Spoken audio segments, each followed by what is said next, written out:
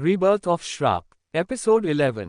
रात के 12 बज गए थे। संतोष और आयशा हॉल में बैठे हुए थे और बातें कर रहे थे। जी, रात के 12 बज गए पर बच्चे अभी तक नहीं आए हैं। मुझे तो उनकी फिक्र हो रही है, आयशा ने कहा। तुम फिक्र मत करो, आयशा आते ही होंगे। जवान बच्चे हैं, कहीं रास्ते में मस्ती वस्ती कर रहे होंगे, संतोष ने कहा। पर आपको पता है ना ये गांव कैसा है, रात के समय घर से बाहर घूमना ठीक नहीं। आप फोन कीजिए रुद्र को, मेरा तो जी घबरा रहा है, कहीं उसे कुछ हो न जाए। एक तो वैसे ही वह चुड़ैल हमारे परिवार के पीछे पड़ी हुई है। हाँ आयशा, करता हूँ, तुम टेंशन मत लो। इतना कहकर संतोष रुद्र को फोन करने लग जाता है। आपके द्वारा डायल किया हुआ नंबर कवरेज क्षेत्र से बाहर है, कृपया कुछ समय पश्चात प्रयास करें। मोबाइल में से आवाज आती है। क्या हुआ जी, उठाया रुद्र बेटे ने फोन, आयशा ने कहा। नहीं आयशा, वो उसका मोबाइल कवरेज क्षेत्र से बाहर बता रहे हैं।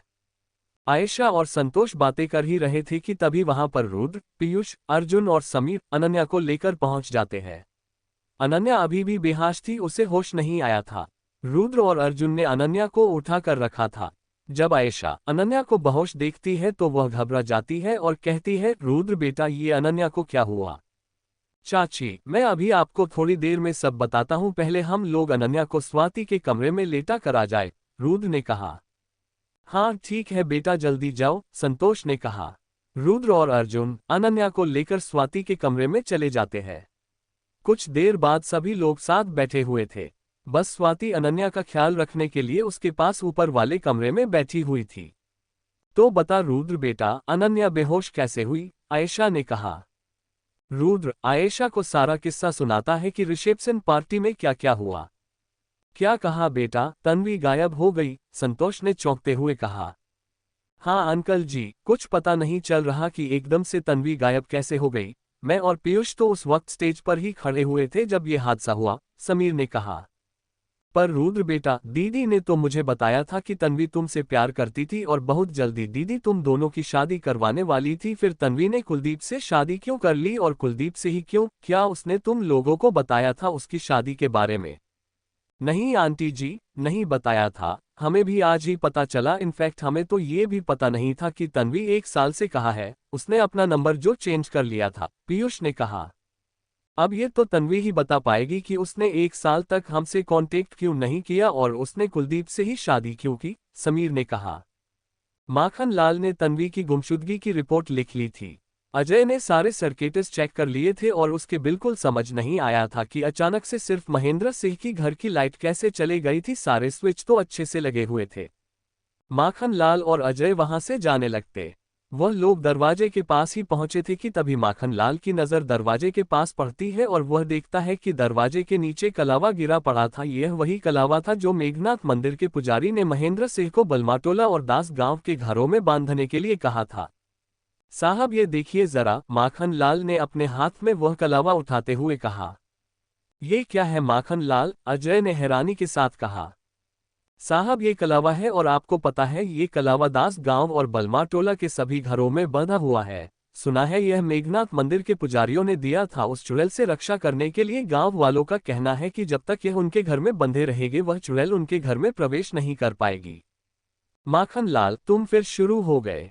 साहब जो मैं बोल रहा हूँ जरा आप सोचकर तो देखिए, हो सकता है किसी ने ये कलावा खोला हो या गलती से खुल गया हो, तभी तो वो चुड़ैल इनके घर के गार्डन में प्रवेश कर पाए और उसने तन्वी को गायब कर दिया। वरना आप ही सोचिए तन्वी कहाँ जाएगी। और एक और बात, जब लाइट गई तो किसी ने तो तन्वी को कहीं जाते हुए देखा होगा ना, पर किसी ने नहीं देखा। वो अचानक गायब हो गई, और इंसान अचानक तभी गायब होते हैं जब वह प्रेत हो या उनके अंदर किसी चुड़ैल ने प्रवेश किया हो।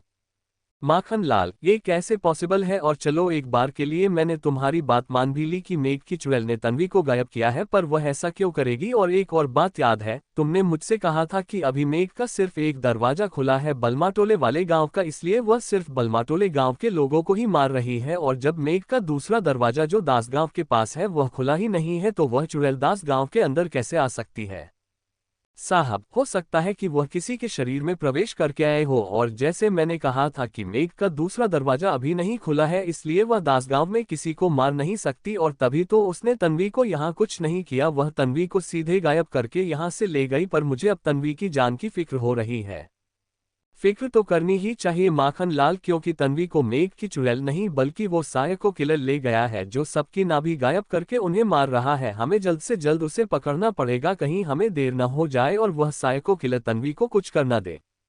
सुबह हो गई थी, सुबह के 7 बज रहे थे। रुद्र, अर्जुन, पीयूष और समीर रात की थकान होने की वजह से खर्राटे लेकर सो रहे थे। तभी वहां पर स्वाति आती है और उन्हें उठाने लगती है। उठिए रुद्र भैया, उठिए, स्वाति ने रुद्र को उठाते हुए कहा। क्या हुआ स्वाति, सुबह सुबह क्यों उठा रही हो, सोने दो ना, रुद्र ने कहा।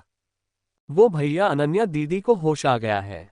जैसे ही रुद्र सुनता है कि अनन्या को होश आ गया है, वह जल्दी से नींद में से उठकर बैठ जाता है और कहता है, क्या कहा, अनन्या को होश आ गया है? हाँ रुद्र भैया, अनन्या दीदी को होश आ गया। रुद्र, अर्जुन, समीर और पीयूष को उठाता है और स्वाति के साथ अनन्या के कमरे में जाने लगता है। अनन्या को होश आ गया था। आयशा और संतोष भी अनन्या के ही कमरे में थे। आयशा अनन्या के साथ उसके बेड पर बैठी हुई थी और सेब काटकर अनन्या को देते जो रही थी। अनन्या सेब की एक एक फाक खा रही थी, तभी वहां पर रुद्र और उसके दोस्त आ जाते हैं। अनन्या, तुम ठीक तो हो? समीर ने कहा। हाँ समीर, अब मैं ठीक हूँ, अनन्या ने कहा। थैंक गॉड तुम ठीक हो, वरना हमारी तो जान निकली जा रही थी। कल रात के हादसे के बाद, पीयूष ने कहा। कल रात के हादसे के बाद? कल रात कुछ हुआ था क्या? कुछ हुआ था मतलब? कल रात इतना बड़ा कांड हो गया और तुम कह रही हो कि कुछ हुआ था? क्या तुम्हें कुछ याद नहीं कल रात क्या हुआ था? पीयूष ने कहा। नहीं, मुझे कुछ याद नहीं, अनन्या कुछ याद करते हुए कहती है। मुझे सिर्फ ये याद है कि जिप्सी में रुद्र हमें तन्वी और उसके रिलेशनशिप के बारे में बता रहा था कि वह कैसे मिले और वह क्यों अलग हुए। जिप्सी से उतरने के बाद क्या हुआ मुझे कुछ याद नहीं। इनफेक्ट मुझे तो ये भी याद नहीं कि कल पूरे दिन मेरे साथ क्या हुआ था। अनन्या की बात सुनकर सभी हैरान हो जाते हैं और सोचने लगते हैं कि ऐसा कैसे हो सकता है कि अनन्या को कल रात के बारे में कुछ भी याद नहीं। आखिर वही तो तन्वी को सबसे पहले गले लगाने गई थी।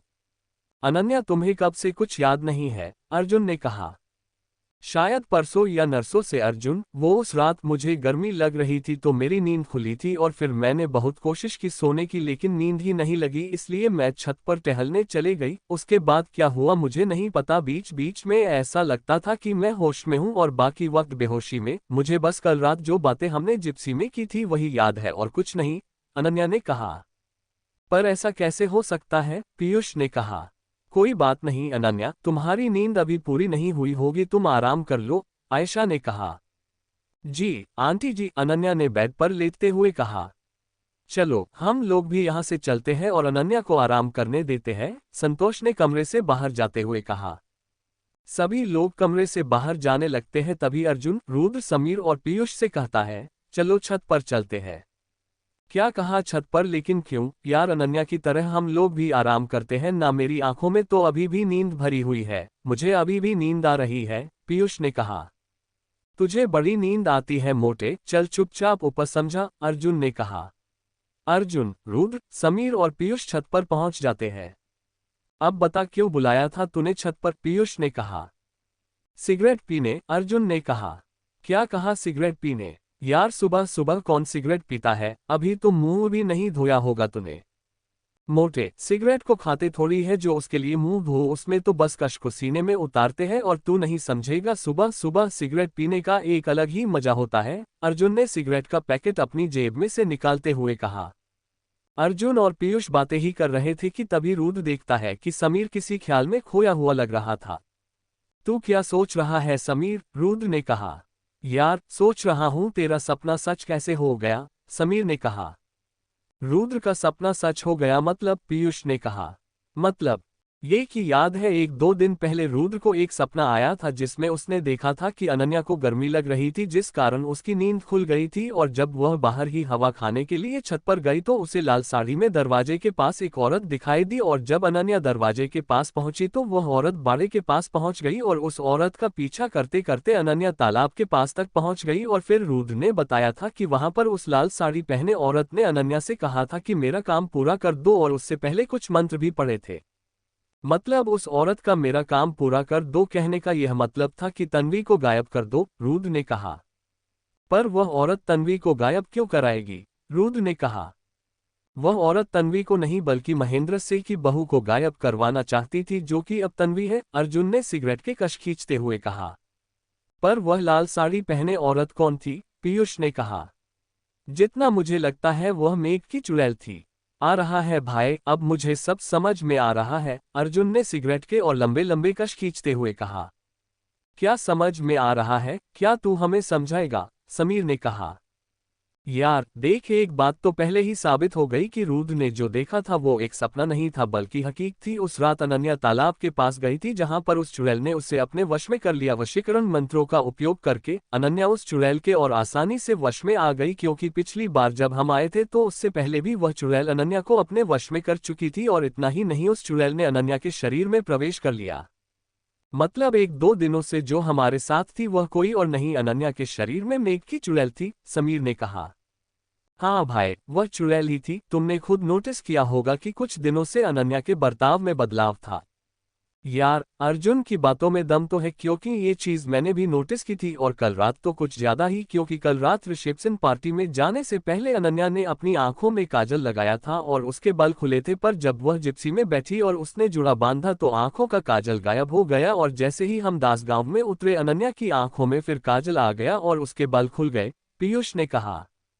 यार पर जब अनन्या के अंदर वह चुड़ैल थी तो उसको ये कैसे पता कि जिप्सी के अंदर मैं अपनी और तन्वी की प्रेम कहानी सुना रहा था? और यही नहीं, वह भी तो बता रही थी कि तन्वी की हालत उस वक्त क्या थी जब हम दोनों एक दूसरे से जुदा हो गए थे, रुद्र ने कहा। क्योंकि उस वक्त वो हमारी अनन्या थी, उसके अंदर चुड़ैल नहीं थी, अर्जुन ने कहा। यार तू ना बहुत कंफ्यूज कर रहा है, कभी तू कहता है अनन्या अनन्या नहीं थी, उसके अंदर चुड़ैल थी, और कभी कहता है अनन्या अनन्या ही थी, चुड़ैल नहीं थी। तू सीधे सीधे समझाएगा, समीर ने कहा। यार देख, सब समझाता हूँ। याद है जिप्सी में बैठने से पहले रुद्र की चाची ने नींबू से जिप्सी का उतारा था और वह नींबू टायर के नीचे रख दिया था। हाँ याद है, पीयूष ने कहा। यह उसी का कमाल था। जैसे ही अनन्या जिप्सी के अंदर बैठी उसके अंदर से वह चुड़ैल निकल गई, और जब वह दासगांव में जिप्सी पर से उतरी उसके अदन वापस वह चुड़ैल आ गई। और जैसा कि मैंने पिछली बार भी कहा था कि यह चुड़ैल human body to human body transfer होती है, और ठीक वही हुआ। जब अनन्या ने तन्वी को गले लगाया तो वह चुड़ैल तन्वी के अंदर चले गई, और उसी वक्त लाइट चले गई और उस चुड़ैल ने तन्वी को वहां से गायब कर दिया। जब चुड़ैल अनन्या के अंदर से निकली तो वह बेहोश हो गई।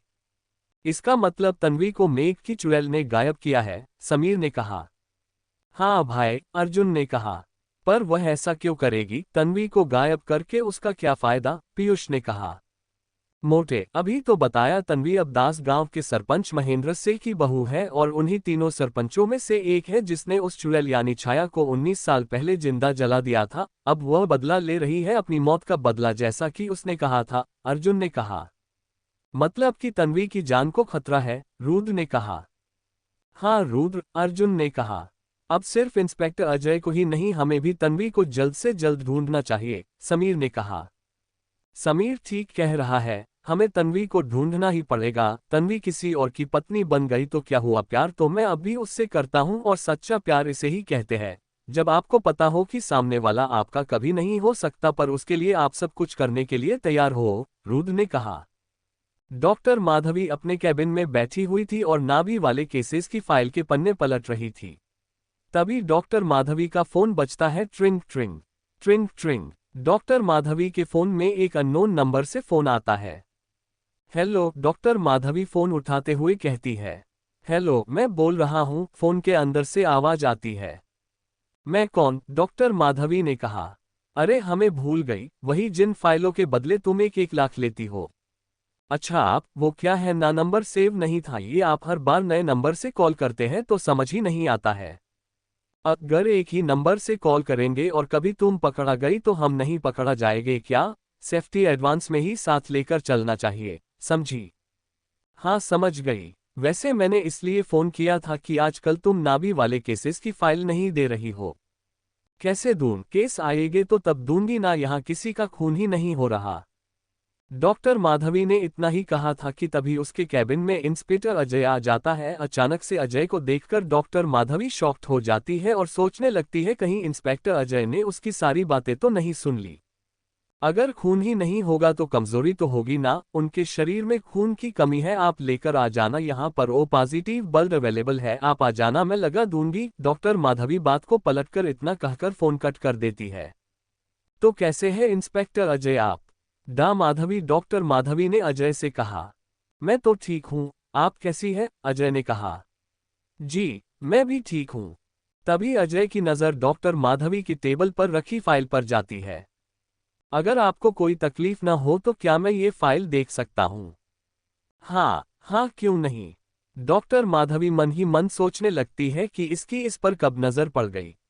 अजय फाइल उठाता है और उसके पन्ने पलटने लग जाता है। डॉक्टर माधवी मन ही मन घबराने लगती है और सोचने लगती है कहीं अजय को पता ना चल जाए कि वह नाभि वाले केसेस की फाइल किसी को दे देती है। डॉक्टर माधवी यही सोच सोचकर पसीने से भीग जाती है। डॉक्टर माधवी को बहुत टेंशन होने लगती है। डॉक्टर माधवी, इसमें तो वह सारे नाभि के केसेस की लिस्ट है जो बलमाटोला गांव में हुए हैं, आपने ये फाइल क्यों बनाई, आप कब से पुलिस का काम करने लगी? अजय ने कहा।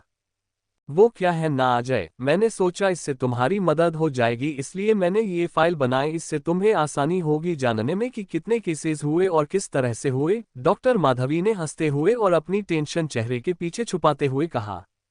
अच्छा, वैसे कैसे आना हुआ, कोई नया केस आया है क्या? डॉक्टर माधवी ने कहा। अरे नहीं, कोई नया केस नहीं आया, वो तो मैं आपके पास अपनी प्रॉब्लम लेकर आया हूँ।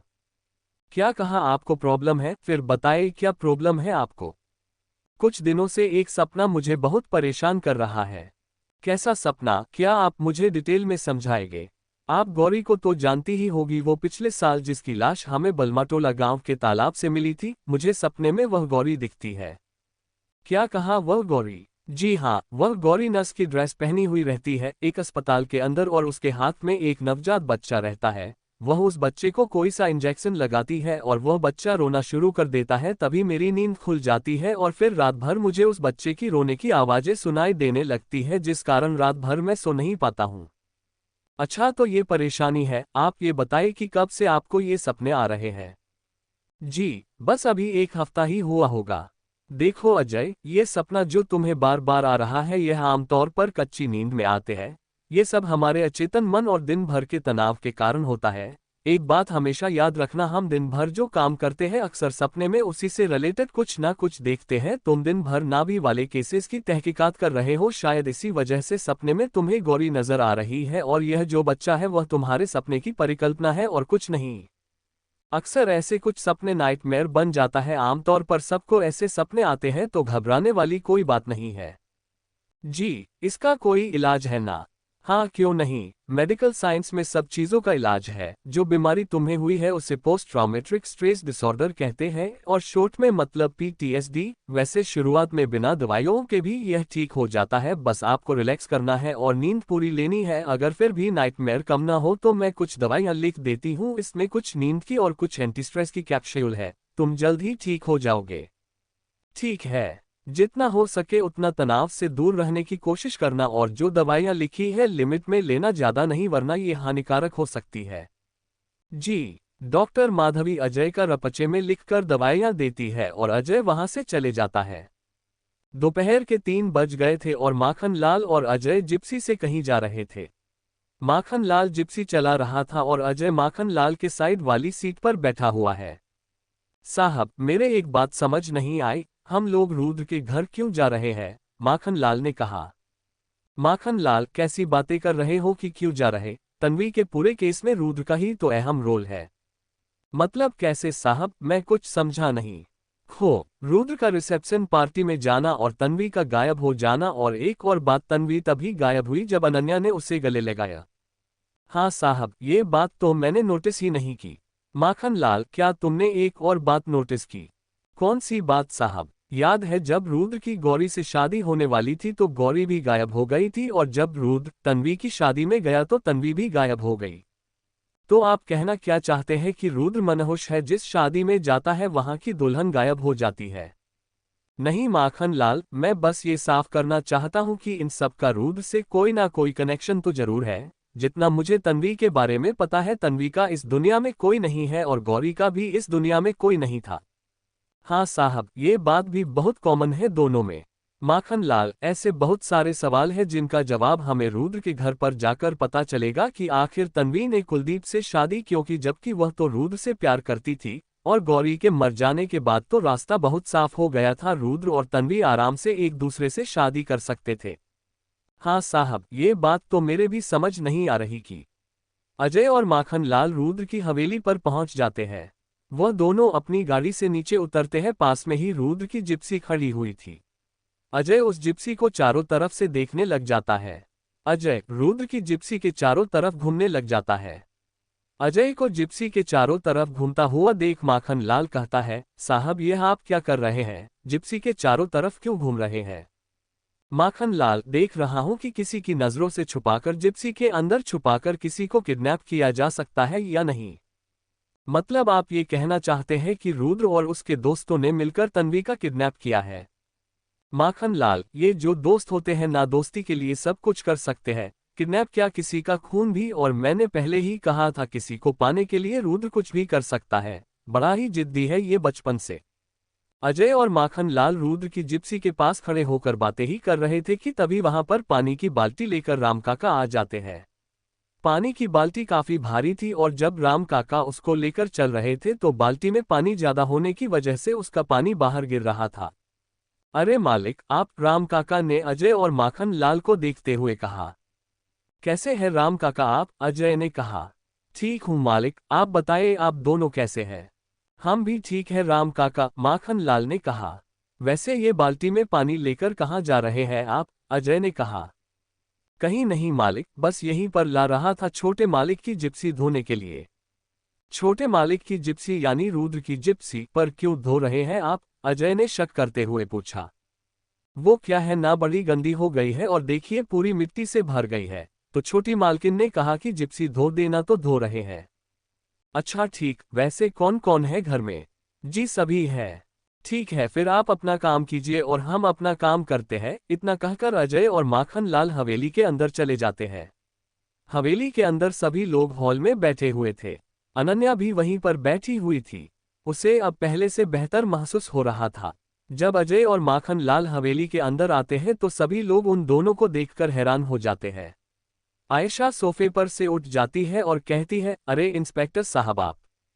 जी हाँ हम, माखन लाल ने कहा। कैसे आना हुआ आपका? संतोष ने कहा। अरे संतोष जी, पुलिस वाले हम हैं और हमारा काम है सवाल पूछना, आप तो हमारा ही काम करने लगे। वो कहते हैं ना जिसका काम उसको साझे, तो सवाल हम पूछेंगे और जवाब आप लोग देंगे, अजय ने कहा। कैसे सवाल? रुद्र ने कहा। बताते हैं रुद्र, थोड़ा सब्र तो रखो, बैठने के लिए नहीं कहोगे। अरे आए ना आप, बैठिए, आयशा ने कहा। अजय और माखन लाल सभी लोगों के सामने सोफे पर बैठ जाते हैं। मैं आप सबको पहले ही बता देता हूं कि जो सवाल मैं आप लोगों से पूछने वाला हूं उनका आप सीधा सीधा जवाब दे, बात को घुमाने की कोशिश मत कीजिएगा, समझे? हमारे पास पहले ही वक्त बहुत कम है, तो मेरा पहला सवाल रुद्र तुमसे है, अजय ने कहा। हाँ पूछो, क्या पूछना है अजय तुम्हें? रुद्र ने कहा। क्या तुम तन्वी से प्यार करते थे? अजय ने कहा। इसका केस से क्या लेना देना? रुद्र ने कहा। रुद्र, मैंने पहले ही कहा था मेरे सवालों का सीधा सीधा जवाब देना। मैंने पूछा क्या तुम तन्वी से प्यार करते थे? हाँ, रुद्र ने कहा। क्या तन्वी भी तुमसे प्यार करती थी? हाँ। यदि हाँ तो फिर तन्वी ने किसी और से शादी क्यों की? पता नहीं। पता नहीं से क्या मतलब? तुम प्यार करते थे उससे, इतना भी नहीं पता कि उसने किसी और से शादी क्यों की? वही अजय, मैं प्यार करता था और मैं पहले ही बता चुका हूं कि हम दोनों का कॉलेज में ही ब्रेकअप हो गया था। सिर्फ ब्रेकअप हुआ था रुद्र, और ब्रेकअप होने से प्यार तो खत्म नहीं होता ना, तभी तो पिछली बार तन्वी तुम्हारी शादी में आई थी। रुद्र अजय की बात का कुछ जवाब नहीं देता। क्या तुम में से किसी को भी पता है तन्वी ने कुलदीप से शादी क्यों की? अजय ने कहा। कोई कुछ जवाब नहीं देता है। अनन्या, तुम्हें तो पता ही होगा ना, आखिर तुम तन्वी की बेस्ट फ्रेंड जो थी, अजय ने अनन्या से सवाल पूछा। नहीं इंस्पेक्टर अजय, मुझे नहीं पता क्योंकि तन्वी का तो 1 साल से मुझसे कोई कांटेक्ट ही नहीं हुआ है, अनन्या ने कहा। पर क्यों, क्या तुम में से किसी की भी 1 साल से तन्वी से बात नहीं हुई? नहीं, पीयूष ने कहा। अच्छा, अब ये बताओ कि जिस वक्त तन्वी रिसेप्शन पार्टी से गायब हुई, उस वक्त रुद्र तुम कहाँ थे? अजय ने कहा। मैं अर्जुन के साथ पार्टी में ही था और समीर, पीयूष और अनन्या स्टेज पर गए थे। तुम स्टेज पर क्यों नहीं गए थे? मेरा मन नहीं था। मन नहीं था या ये तुम सबकी प्लानिंग थी? तुम कहना क्या चाहते हो अजय? रुद्र ने कहा। यही रुद्र की तुम सब प्लानिंग के साथ गए थे। वहां पर तुमने समीर, पीयूष और अनन्या को स्टेज पर भेजा और अर्जुन को लाइट का स्विच ऑफ करने के लिए। जैसे ही अर्जुन ने लाइट का स्विच ऑफ किया, अनन्या ने उसी वक्त गले मिलकर तन्वी को क्लोरोफॉर्म सुंघाया, जिससे वह बेहोश हो गई और उसी वक्त तुम तन्वी को अंधेरे में वहां से लेकर चले गए और जब लाइट आई तो अनन्या ने बेहोशी का बहाना किया ताकि आधे लोगों का वहां पर माइंड डाइवर्ट हो जाए और हॉस्पिटल का बहाना बनाकर तुम लोग तन्वी को लेकर वहां से सब के सब निकल गए। अजय, ये क्या बोल रहे हो तुम? आखिर हम लोग तन्वी को किडनैप क्यों करेंगे? क्योंकि तन्वी ने किसी और से शादी कर ली रुद्र, और तुम अब भी उससे प्यार करते हो। ये तुम्हें भी पता है। Everything is fair in love and war. Inspector Ajay, तुम हम पर बेबुनियाद आरोप लगा रहे हो, समझे? हमें तो पता ही नहीं था कि हम लोग तन्वी की रिसेप्शन पार्टी में जा रहे हैं। हमें तो वहां पर जाकर पता चला कि तन्वी ने शादी कर ली है, समीर ने कहा। बच्चे ठीक कह रहे हैं इंस्पेक्टर साहब, मैंने ही जबरदस्ती करके उन्हें वहां पर भेजा था ताकि महेंद्र सिंह और हमारे रिश्तों में कड़वाहटें ना आ जाए, आयशा ने कहा। कड़वाहटें तो आ ही गई है ना आयशा जी, आखिर आपके घर की बहू बनने वाली लड़की किसी और के घर की बहू जो बन गई। पर यह सोचिए, जब महेंद्र सिंह जी को ये पता चलेगा कि उनकी बहू पहले किसी से प्यार करती थी और वह कोई और नहीं बलामटोला के सरपंच का बेटा रुद्र है, तब क्या होगा? कितना बड़ा हड़कंप मचेगा उनके घर में। उसकी फिक्र आप मत करिए इंस्पेक्टर साहब, तब की तब देख लेंगे, आखिर हम भी राय है, संतोष ने कहा। खैर छोड़िए इन सब बातों को, हाल फिलहाल के लिए तो मैं रुद्र, तुम्हें और तुम्हारे दोस्तों को छोड़ रहा हूं क्योंकि कानून सबूत मांगता है और मेरे पास कोई सबूत नहीं है। पर तुम सब शक की निगाहों में हो, तो जब भी मैं कॉल करूं तो तुम्हें और तुम्हारे दोस्तों को पूछताछ के लिए पुलिस स्टेशन आना होगा, समझे? हाँ समझ गया। अजय, दोस्त होने के नाते एक एडवाइस दूं? नहीं, कोई जरूरत नहीं है, तुम्हारी दोस्ती की भी और तुम्हारी एडवाइस की भी। ले लो, शायद काम आ जाए। मुझ पर और मेरे दोस्तों पर फालतू के आरोप लगाने से बेहतर होगा कि तुम अपना काम अच्छे से करो। ख्याली पुलाव बनाने की जगह केस सॉल्व करो तो अच्छा होगा। मुझे मेरा काम मत सिखाओ रुद्र, अभी तो मैं जा रहा हूं, पर जल्द मुलाकात होगी सबूतों के साथ। इतना कहकर अजय और माखन लाल वहां से चले जाते हैं। रात के 12 बज रहे थे। आसमान को काले बादल ने ढक रखा था। दास गांव की सड़कों पर घना अंधेरा छाया हुआ था। उस अंधेरी सड़क पर आधी रात में तन्वी चल रही थी। तन्वी ने शादी का जोड़ा पहना हुआ था। ये वही जोड़ा था जिसमें वह रिसेप्शन पार्टी से गायब हुई थी।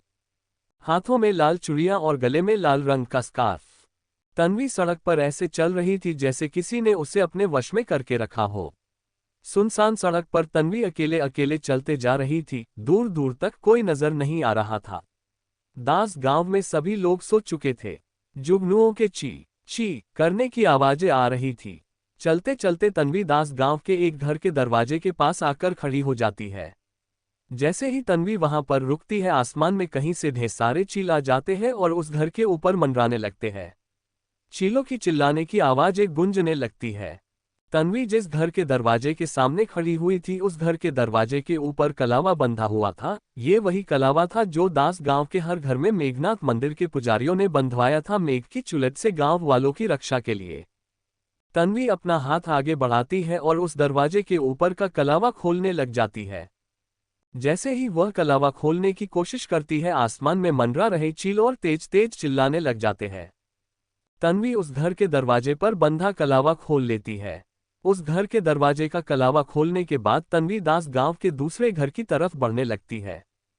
जैसे जैसे वह चलते जा रही थी, आसमान में मंडरा रहे चील भी उसके साथ चल रहे थे। तन्वी दूसरे घर के दरवाजे के पास जाती है, उस दरवाजे का कलावा खोलती है और तीसरे घर की तरफ बढ़ जाती है। एक एक करके तन्वी दास गांव के सभी घरों के दरवाजे पर बंधा कलावा खोल देती है। अगले ही पल अचानक से तन्वी बलमाटोला गांव पहुंच जाती है और बलामटोला गांव के भी हर घर के दरवाजे पर बंधे कलावे खोलने लग जाती है। चीलों का झुंड अभी भी तन्वी के सिर के ऊपर मंडरा रहा था। तन्वी के हाथ में बहुत सारे कलावे जमा हो गए थे। उसने बलमाटोला गांव के भी सभी घरों के दरवाजे पर के कलावे खोल दिए थे। अगले ही पल तन्वी रुद्र के घर के पीछे वाले जंगल के तालाब के पास पहुंच जाती है। तन्वी ने उन कलावों को अपने दोनों हाथों में पकड़ कर रखा था। तन्वी तालाब की सीढ़ियों के पास खड़ी हुई थी। तन्वी अचानक से मुक्ति मुक्ति बोलने लग जाती है और अपना लेफ्ट पैर पानी के अंदर डालती है। जैसे ही वह अपने पैर पानी के अंदर डालती है, आसमान में मंडरा रहे चील जोर जोर चिल्लाने लग जाते हैं। अचानक से पूरा वातावरण बदल जाता है। कुछ समय पहले जो शांत माहौल था, अब उस माहौल में चीलों और जंगली जानवरों के चिल्लाने की आवाजें सुनाई दे रही थी। तन्वी मुक्ति मुक्ति कहते हुए तालाब के अंदर आगे बढ़ते जा रही थी। उसकी कमर तक पानी आ गया था। उसकी लाल साड़ी पानी से भीग चुकी थी। अचानक से तन्वी का चेहरा बदल जाता है, उसका आधा चेहरा जल जाता है। तन्वी का चेहरा छाया के चेहरे में बदल जाता है। तन्वी की लाल रंग की साड़ी भी आधी जल गई थी, ठीक छाया की साड़ी की तरह जब उसे 19 साल पहले जलाया गया था। तालाब में आगे बढ़ते बढ़ते तन्वी तालाब के अंदर डूब जाती है।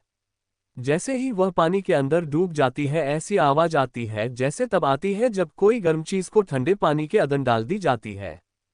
नहीं नहीं नहीं कहते हुए रुद्र अपने सपने में से उठ जाता है। जब वह उठता है तो देखता है अर्जुन जाग रहा था और कमरे में बैठकर ही सिगरेट पी रहा था। यार, तुझे कैसे पता कि मैं सिगरेट पी रहा हूं और तू मुझे रोक क्यों रहा है? फिक्र मत कर, खिड़की खोल दी है और हवा भी चल रही है, नीचे चाचा चाची के कमरे तक स्मेल नहीं जाएगी, अर्जुन ने सिगरेट की कश खींचते हुए कहा। रुद्र की नहीं नहीं आवाज सुनकर पीयूष और समीर भी जग जाते हैं। यार, मैं तुझे नहीं नहीं बोल रहा था, मैं तो तन्वी को रोक रहा था, रुद्र ने कहा। क्या कहा? तन्वी को रोक रहा था मतलब? अर्जुन ने हैरानी के साथ कहा। यार, मैंने एक सपना देखा जिसमें तन्वी दास गांव और बलमाटोले गांव के घरों के दरवाजे पर बंदे कलावे खोल रही थी, वही कलावे जो मेघनाथ मंदिर के पुजारियों ने मेघ की चुड़ैल से दोनों गांव की रक्षा के लिए बंधवाए हैं, रुद्र ने कहा। पर तन्वी ऐसा क्यों करेगी? पीयूष ने कहा। क्योंकि वह हमारी तन्वी नहीं थी, बल्कि उसके अंदर मेघ की चुड़ैल थी, वह छाया थी, वही छाया जिसे 19 साल पहले जला दिया गया था, और इस बार तो मैंने उसका वो आधा जला हुआ चेहरा भी देखा, रुद्र ने कहा। क्या बात कर रहा है, तूने छाया का चेहरा देखा? अर्जुन ने कहा। हाँ भाई, जब तन्वी मुक्ति बोलकर तालाब के अंदर जा रही थी तो अचानक से उसका चेहरा जलने लग गया और वह चेहरा एक दूसरे चेहरे में तब्दील हो गया, और हो ना हो वह छाया का ही चेहरा था, क्योंकि आखिर उसे ही तो जलाया गया था 19 साल पहले मेघ गांव के अंदर। रुद्र की बात सुनकर पीयूष डरने लग जाता है और कहता है, क्या बात कर रहा है भाई? यार, मुझे लगता है कि तन्वी अभी भी तालाब के पास ही होगी, हमें वहां पर जाना चाहिए और उसे लेकर आना चाहिए, कहीं वह चुड़ैल उसे कुछ कर न दे, रुद्र ने कहा। यार, तू पागल हो रहा है क्या? मौत को न्योता क्यों दे रहा है? वह तालाब भी जादुई तालाब है, भूल गया उस बार जब तेरी शादी में हम लोग वहां पर नहाने गए थे तो किसी ने मेरा पैर पकड़ लिया था, पीयूष ने कहा। वह तालाब जादुई नहीं पीयूष, मायावी है, उस तालाब को मायावी शक्तियों से छाया ने जकड़ कर रखा है, क्योंकि एक बात तुमने नोटिस की कि ज्यादातर घटनाएं तालाब के पास ही होती है। रुद्र के पापा की मौत भी वहीं हुई, भिखारी की मौत भी वहीं हुई, गौरी की लाश और पिछली बार अनन्या भी हमें वहीं पर मिली थी, हो ना हो इस तालाब का भी कुछ न कुछ कनेक्शन तो जरूर है मेघ गांव से, अर्जुन ने कहा। यार, अर्जुन की बात में दम तो है, समीर ने कहा। फिर देर किस बात की भाई लोग, हमें अभी उस तालाब के पास चलना चाहिए, हो सकता है तन्वी भी हमें वहां पर मिल जाए, रुद्र ने कहा। यार रुद्र, तुझे पता है तू क्या बोल रहा है? तू अपनी जान तो खतरे में डाल ही रहा है, साथ में हमारी जान भी दांव पर लगा रहा है। रात में तालाब के पास जाना खतरे से खाली नहीं है, पीयूष ने कहा। यार, तुम लोगों को चलना है तो चलो, मैं तो जा रहा हूं मेरी तन्वी को ढूंढने, रुद्र ने कहा। क्या कहा मेरी तन्वी? रुद्र, शायद तू भूल रहा है कि वह अब तेरी नहीं किसी और की तन्वी बन गई है, समीर ने कहा। रुद्र समीर की बातों का कुछ जवाब नहीं देता और वहां से जाने लगता है। अरे कहाँ जा रहा है अकेले? रुक, हम भी आ रहे हैं, अब दोस्ती की है, निभानी तो पड़ेगी ही ना। तू कुएं में कूदेगा तो तुझे क्या लगता है हम नहीं कूदेंगे? कहते हुए पीयूष भी रुद्र के साथ कमरे से बाहर निकल जाता है। समीर और अर्जुन भी साथ में बाहर चले जाते हैं। रात के 3 बज गए थे और आधी रात बीत चुकी थी। झिंगुर के ची ची चिल्लाने की आवाजें सुनाई दे रही थी। यार रुद्र, तुझे अभी भी लगता है हमें तालाब के पास जाना चाहिए? पीयूष ने रास्ते में चलते चलते कहा। रुद्र पीयूष की बात का कुछ जवाब नहीं देता है और आगे बढ़ते जाता है।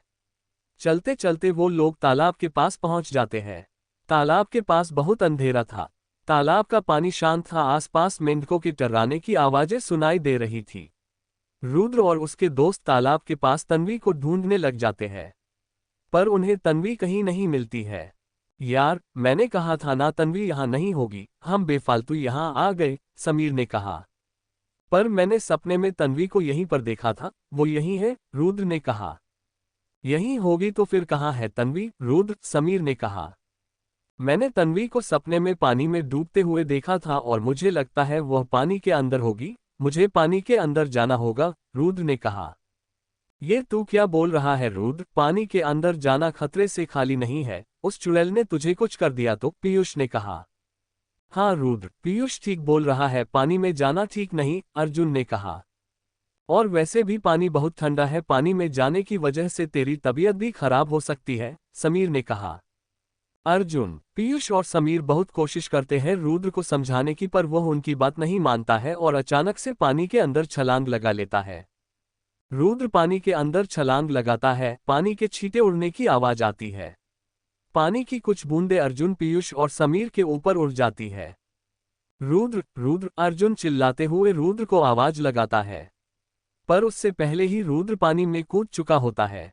यार, ये रुद्र भी ना कभी हमारी बात नहीं मानता, कॉलेज में भी अपनी मन की करता था और यहाँ भी अपने मन की करते रहता है, समीर ने कहा।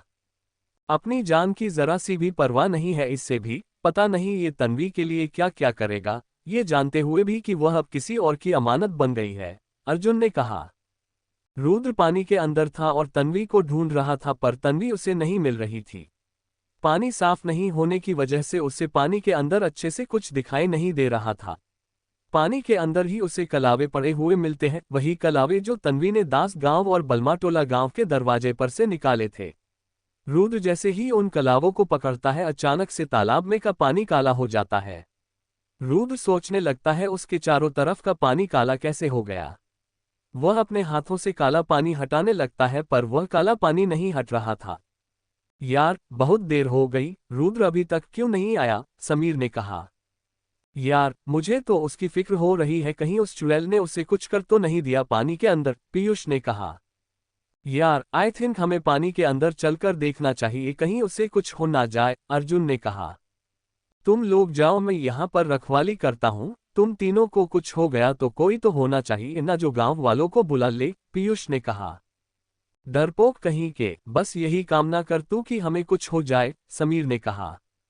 यार, वक्त बर्बाद मत कर और जल्दी चल पानी के अंदर, अर्जुन ने कहा। हाँ चल, समीर और अर्जुन भी पानी के अंदर कूद जाते हैं। रुद्र अभी भी अपने हाथों से काला पानी हटा रहा था और पानी के बाहर निकलने की कोशिश कर रहा था, लेकिन निकल नहीं पा रहा था। रुद्र अपने हाथों से पानी निकाल ही रहा था कि तभी उसे पानी के अंदर एक लाल साड़ी में एक लड़की दिखती है। काला पानी होने की वजह से उस लड़की का चेहरा रुद्र को नहीं दिख पा रहा था। वह लड़की वही लाल साड़ी पहनी थी जैसी तन्वी ने पहनी थी। रुद्र को लगता है कि वही तन्वी है और रुद्र पानी के अंदर उस लाल साड़ी पहनी लड़की के पास जाने लगता है। पानी के अंदर लाल साड़ी पहनी लड़की बैठी हुई थी। उस लड़की ने अपने चेहरे पर घूंघट भी ओढ़ कर रखा था। रुद्र उस लड़की के नजदीक पहुंच गया था। रुद्र पानी के अंदर था, इसलिए वह उस लड़की को आवाज नहीं लगा पा रहा था। रुद्र अपने हाथ आगे बढ़ाता है और उस लड़की का घूंघट ऊपर करने लग जाता है। जैसे ही रुद्र उस औरत का घूंघट ऊपर करता है, वह देखता है कि वह तन्वी नहीं बल्कि छाया थी। छाया का आधा चेहरा जला हुआ था। रुद्र उसका चेहरा देखकर डर जाता है, उसके मुंह से बुलबुले बनने लग जाते हैं और अचानक से छाया उसके सामने से गायब हो जाती है। रुद्र को अचानक ऐसा लगने लगता है कि कोई उसे पानी के अदन नीचे खींच रहा हो। रुद्र पानी के तल तक पहुंच जाता है और वह डूबने लग जाता है। रुद्र की आंखें बंद होने लगती है। उसे ऐसा लगने लगता है कि अब वह नहीं बचने वाला। तभी वहां पर अर्जुन और समीर पहुंच जाते हैं और उसे पानी के अंदर से बाहर ले जाते हैं। जब पीयूष अर्जुन और समीर को रुद्र को पानी से बाहर लाते हुए देखता है तो वह घबरा जाता है और कहता है, इसे क्या हो गया। अर्जुन और समीर रुद्र को जमीन पर लिटा देते हैं। रुद्र के शरीर के अंदर पानी भर गया था। अर्जुन रुद्र के सीने को अपने हाथों से दबाने लग जाता है। यार, रुद्र को हुआ क्या, कुछ बताओगे, पीयूष ने कहा। पता नहीं यार, स्विमिंग तो इसे आती है, फिर पता नहीं कैसे ये डूब गया, समीर ने कहा। अर्जुन बार बार अपने दोनों हाथों से रुद्र का सीना दबाए जा रहा था। तभी रुद्र अपने मुंह से पानी फेंकने लग जाता है। रुद्र पानी थूकते हुए उठ जाता है। रुद्र, क्या हुआ था पानी के अंदर, अर्जुन ने कहा। अर्जुन, मैंने पानी के अंदर छाया को देखा, रुद्र ने कहा। क्या कहा? छाया यानी मेघ की चुड़ैल, वही औरत जिसे 19 साल पहले जला दिया गया था, पीयूष ने कहा। हाँ भाई, वही औरत को। पहले मुझे लगा वह तन्वी है क्योंकि उसने भी लाल साड़ी पहनी हुई थी, पर वह अपनी तन्वी नहीं, छाया थी, रुद्र ने कहा। क्या तुझे फिर पानी के अंदर तन्वी नहीं मिली? अर्जुन ने कहा। नहीं, वहां मुझे तन्वी नहीं मिली, पर वहां पर पानी के अंदर यह कलावे पड़े हुए मिले थे जो मेरे सपने में तन्वी ने लोगों के घरों के दरवाजे पर से निकाले थे। रुद्र ने अपने हाथ में पके कलावे दिखाते हुए कहा। इसका मतलब जो तूने सपने में देखा वह सपना नहीं था, हकीकत थी, पीयूष ने कहा। हाँ पीयूष, रुद्र का सपना हकीकत था, अर्जुन ने कहा। चलो चलते हैं अभी यहाँ से, इससे पहले यहाँ कुछ और हो, समीर ने कहा। हाँ मुझे भी यही लगता है कि हमें यहाँ से जल्द निकल जाना चाहिए, यही हम सब के लिए ठीक होगा, पीयूष ने कहा। तो चलो फिर, अर्जुन ने कहा। रुद्र और उसके दोस्त वहां से चले जाते हैं। सुबह के 10 बज रहे थे। महेंद्र सिंह अपने घर में अपनी पत्नी के साथ बैठे हुए थे। ठाकुर साहब, मेरे तो समझ में नहीं आ रहा, बहू अचानक से स्टेज पर से कहाँ गायब हो गई, ठाकुराइन ने कहा। मेरे भी समझ नहीं आता ठाकुराइन, ऐसा कैसे हो गया, बहू ऐसे गायब हुई जैसे उसके अंदर कोई अदृश्य शक्ति हो, महेंद्र सिंह ने कहा। ठाकुर साहब, अभी तो बहू ने सही से गृह प्रवेश भी नहीं किया था तो ही इतनी सारी परेशानियां होने लगी, जब बहू घर के अंदर प्रवेश कर लेगी तब क्या होगा। ठाकुराइन, तुम यह मत सोचो, पहले बहू को मिलने तो दो। महेंद्र सिंह और ठाकुराइन बातें ही कर रहे थे कि तभी ठाकुर साहब कहते हुए लालू बाहर से हवेली के अंदर आता है। लालू बहुत घबराया हुआ लग रहा था। क्या हुआ लालू, इतना घबराए हुए क्यों लग रहे हो, महेंद्र सिंह ने कहा। ठाकुर साहब, गजब हो गया। क्या गजब हो गया लालू, कुछ बताओगे भी, ठाकुराइन ने कहा। वो जो कलावे दास गांव और बलमाटोला गांव के हर घर के दरवाजे के बाहर बंधे थे ना, वो कलावे, इतना कहकर लालू सांसें लेने लग जाता है। वो कलावे क्या लालू, आगे बताओगे उन कलावों का क्या, महेंद्र सिंह ने कहा। वह कलावे रात ही रात में किसी ने खोल दिए हैं। क्या कहा, किसी ने खोल दिए, महेंद्र सिंह ने हैरानी के साथ कहा। हाँ ठाकुर साहब, किसी के घर में भी वह कलावे नहीं बंधे हुए हैं, सिर्फ दास गांव ही नहीं बलमाटोला गांव के कलावे भी खुले हुए हैं। पर वह कलावे किसने खोले, ठाकुराइन ने कहा। पता नहीं मालकिन, लालू ने कहा। लगता है मुसीबत अब अपने गांव में भी आ गई है, हमें अभी मेघनाथ मंदिर के पुजारी से मिलने जाना पड़ेगा और इस समस्या का समाधान निकालना पड़ेगा, महेंद्र सिंह ने कहा। ठाकुर साहब, आप अभी जाए, पता नहीं कब क्या हो जाए, ठाकुराइन ने कहा। हाँ हम अभी ही निकलते हैं ठाकुराइन, आप फिक्र मत कीजिए, चलो लालू। जी ठाकुर साहब, चलिए, लालू ने कहा। रुद्र पानी के अंदर छलांग लगाता है, पानी के छींटे उड़ने की आवाज आती है। पानी की कुछ बूंदें अर्जुन, पीयूष और समीर के ऊपर उड़ जाती है। रुद्र रुद्र, अर्जुन चिल्लाते हुए रुद्र को आवाज लगाता है, पर उससे पहले ही रुद्र पानी में कूद चुका होता है। यार, ये रुद्र भी ना कभी हमारी बात नहीं मानता, कॉलेज में भी अपनी मन की करता था और यहाँ भी अपने मन की करते रहता है, समीर ने कहा। अपनी जान की जरा सी भी परवाह नहीं है इससे भी, पता नहीं ये तन्वी के लिए क्या क्या करेगा, ये जानते हुए भी कि वह अब किसी और की अमानत बन गई है, अर्जुन ने कहा। रुद्र पानी के अंदर था और तन्वी को ढूंढ रहा था, पर तन्वी उसे नहीं मिल रही थी। पानी साफ नहीं होने की वजह से उसे पानी के अंदर अच्छे से कुछ दिखाई नहीं दे रहा था। पानी के अंदर ही उसे कलावे पड़े हुए मिलते हैं, वही कलावे जो तन्वी ने दास गांव और बलमाटोला गांव के दरवाजे पर से निकाले थे। रुद्र जैसे ही उन कलावों को पकड़ता है, अचानक से तालाब में का पानी काला हो जाता है। रुद्र सोचने लगता है उसके चारों तरफ का पानी काला कैसे हो गया। वह अपने हाथों से काला पानी हटाने लगता है, पर वह काला पानी नहीं हट रहा था। यार, बहुत देर हो गई, रुद्र अभी तक क्यों नहीं आया, समीर ने कहा।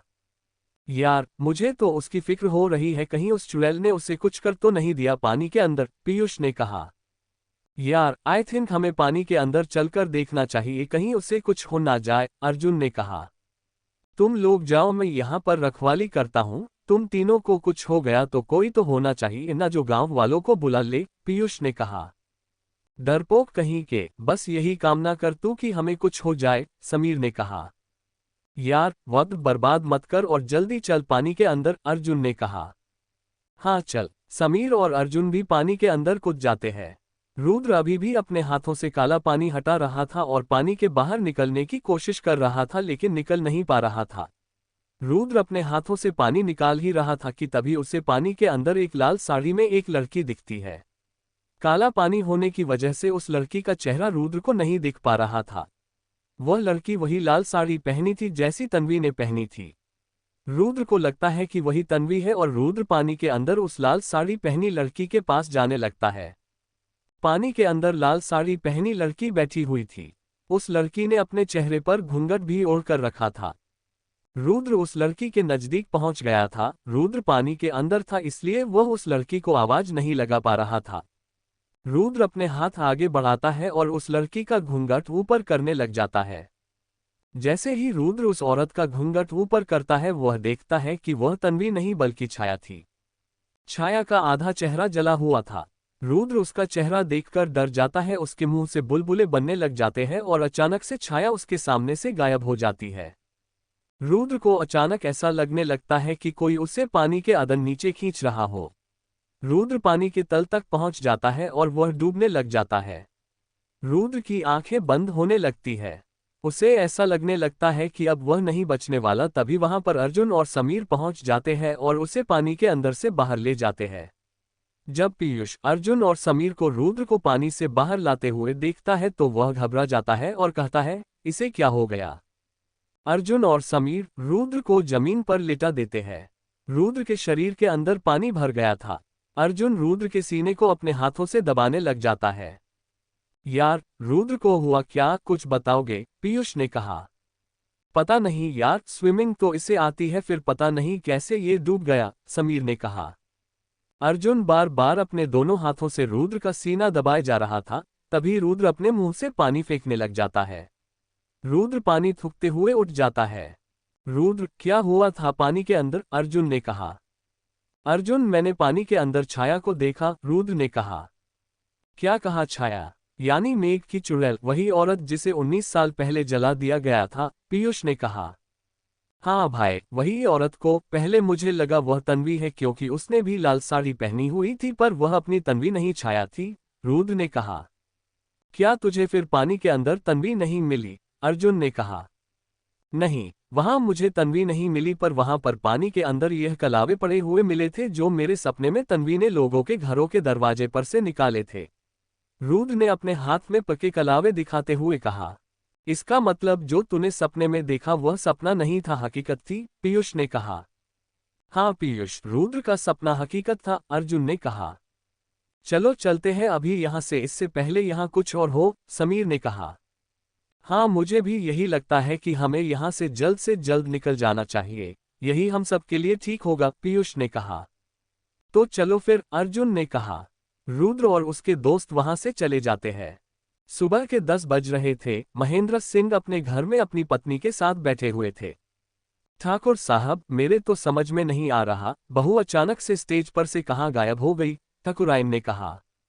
मेरे भी समझ नहीं आता ठाकुराइन, ऐसा कैसे हो गया, बहू ऐसे गायब हुई जैसे उसके अंदर कोई अदृश्य शक्ति हो, महेंद्र सिंह ने कहा। ठाकुर साहब, अभी तो बहू ने सही से गृह प्रवेश भी नहीं किया था तो ही इतनी सारी परेशानियां होने लगी, जब बहू घर के अंदर प्रवेश कर लेगी तब क्या होगा।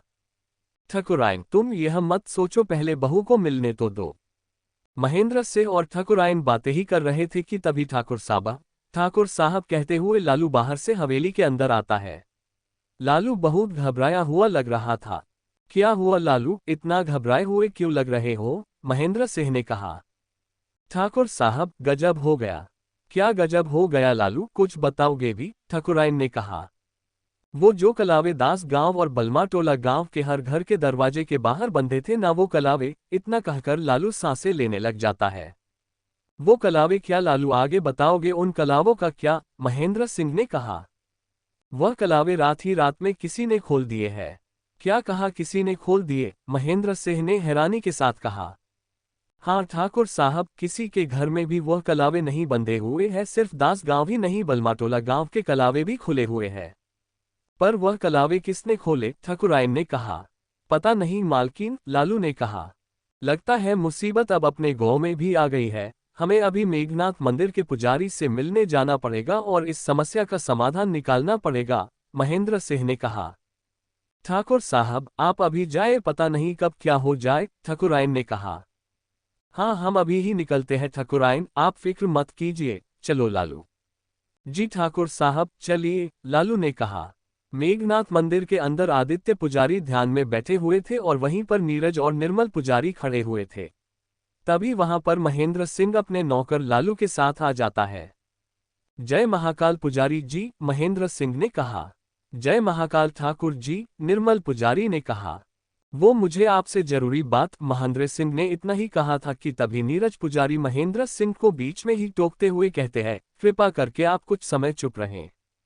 आदित्य पुजारी ध्यान में बैठे हुए थे और नीरज, निर्मल, महेंद्र सिंह और लालू चुपचाप खड़े हुए थे। आदित्य पुजारी के गले में एकमुखी रुद्राक्ष था। अचानक से वह एकमुखी रुद्राक्ष चमकने लग जाता है। महेंद्र सिंह और लालू ये दृश्य देखकर दंग रह गए थे। वह रुद्राक्ष ऐसे चमक रहा था जैसे उसके अंदर नागमणि रखा हुआ हो। महेंद्र सिंह और लालू को कुछ समझ नहीं आ रहा था कि क्या हो रहा था। नीरज और निर्मल पुजारी रुद्राक्ष को चमकता हुआ देखकर मन ही मन खुश हो रहे थे। उनके चेहरे पर यह खुशी देखी जा सकती थी। तभी अचानक से रुद्राक्ष चमकना बंद कर देता है। आदित्य पुजारी धीरे से अपनी आंख खोलते हैं। जैसे ही आदित्य पुजारी अपनी आंखें खोलते हैं, नीरज पुजारी उनसे कहते हैं, क्या हुआ, काम हुआ? नहीं हो पाया। इस बार हम बहुत करीब थे पर पता नहीं कैसे हमारा संपर्क टूट गया, आदित्य पुजारी ने कहा। नमस्कार पुजारी जी, महेंद्र सिंह ने कहा। जय महाकाल, आदित्य पुजारी ने कहा। गजब हो गया पुजारी जी, महेंद्र सिंह ने कहा। क्या हो गया ठाकुर साहब, आप इतनी चिंता में क्यों लग रहे हैं? चिंता की बात तो है ही ना पुजारी जी, कल रात बलामटोले गांव और हमारे गांव के किसी ने कलावे खोल दिए, वही कलावे जो आपने हमें उस चुड़ैल से रक्षा के लिए बांधने के लिए बोले थे। हमें पता है ठाकुर साहब, हमें तो ये भी पता है कि आपकी बहू गायब हो गई है, पर क्या आपको आपकी बहू के बारे में एक बात ज्ञात है? कैसी बात पुजारी जी? यही कि आपकी बहू को और किसी ने नहीं बल्कि मेघ की चुड़ैल ने ही गायब करवाया है। क्या? महेंद्र सिंह ने हैरानी के साथ कहा। हाँ ठाकुर साहब, वह चुड़ैल किसी के शरीर में प्रवेश करके आपके गांव आई थी। यदि आपको सब कुछ पता है तो आप कुछ करते क्यों नहीं पुजारी जी, आप ये सब रोकते क्यों नहीं? भविष्य का ज्ञान तो श्री कृष्ण को भी था महेंद्र सिंह जी, क्या वह युद्ध होने से रोक पाए थे? ठीक इसी प्रकार कुछ चीजें ऐसी होती हैं जिन्हें हम रोक नहीं पाते हैं, क्योंकि वह लड़ाई जीत व हार की नहीं होती, पाप और पुण्य की होती है। उसी के आधार पर भविष्य की रचना होती है।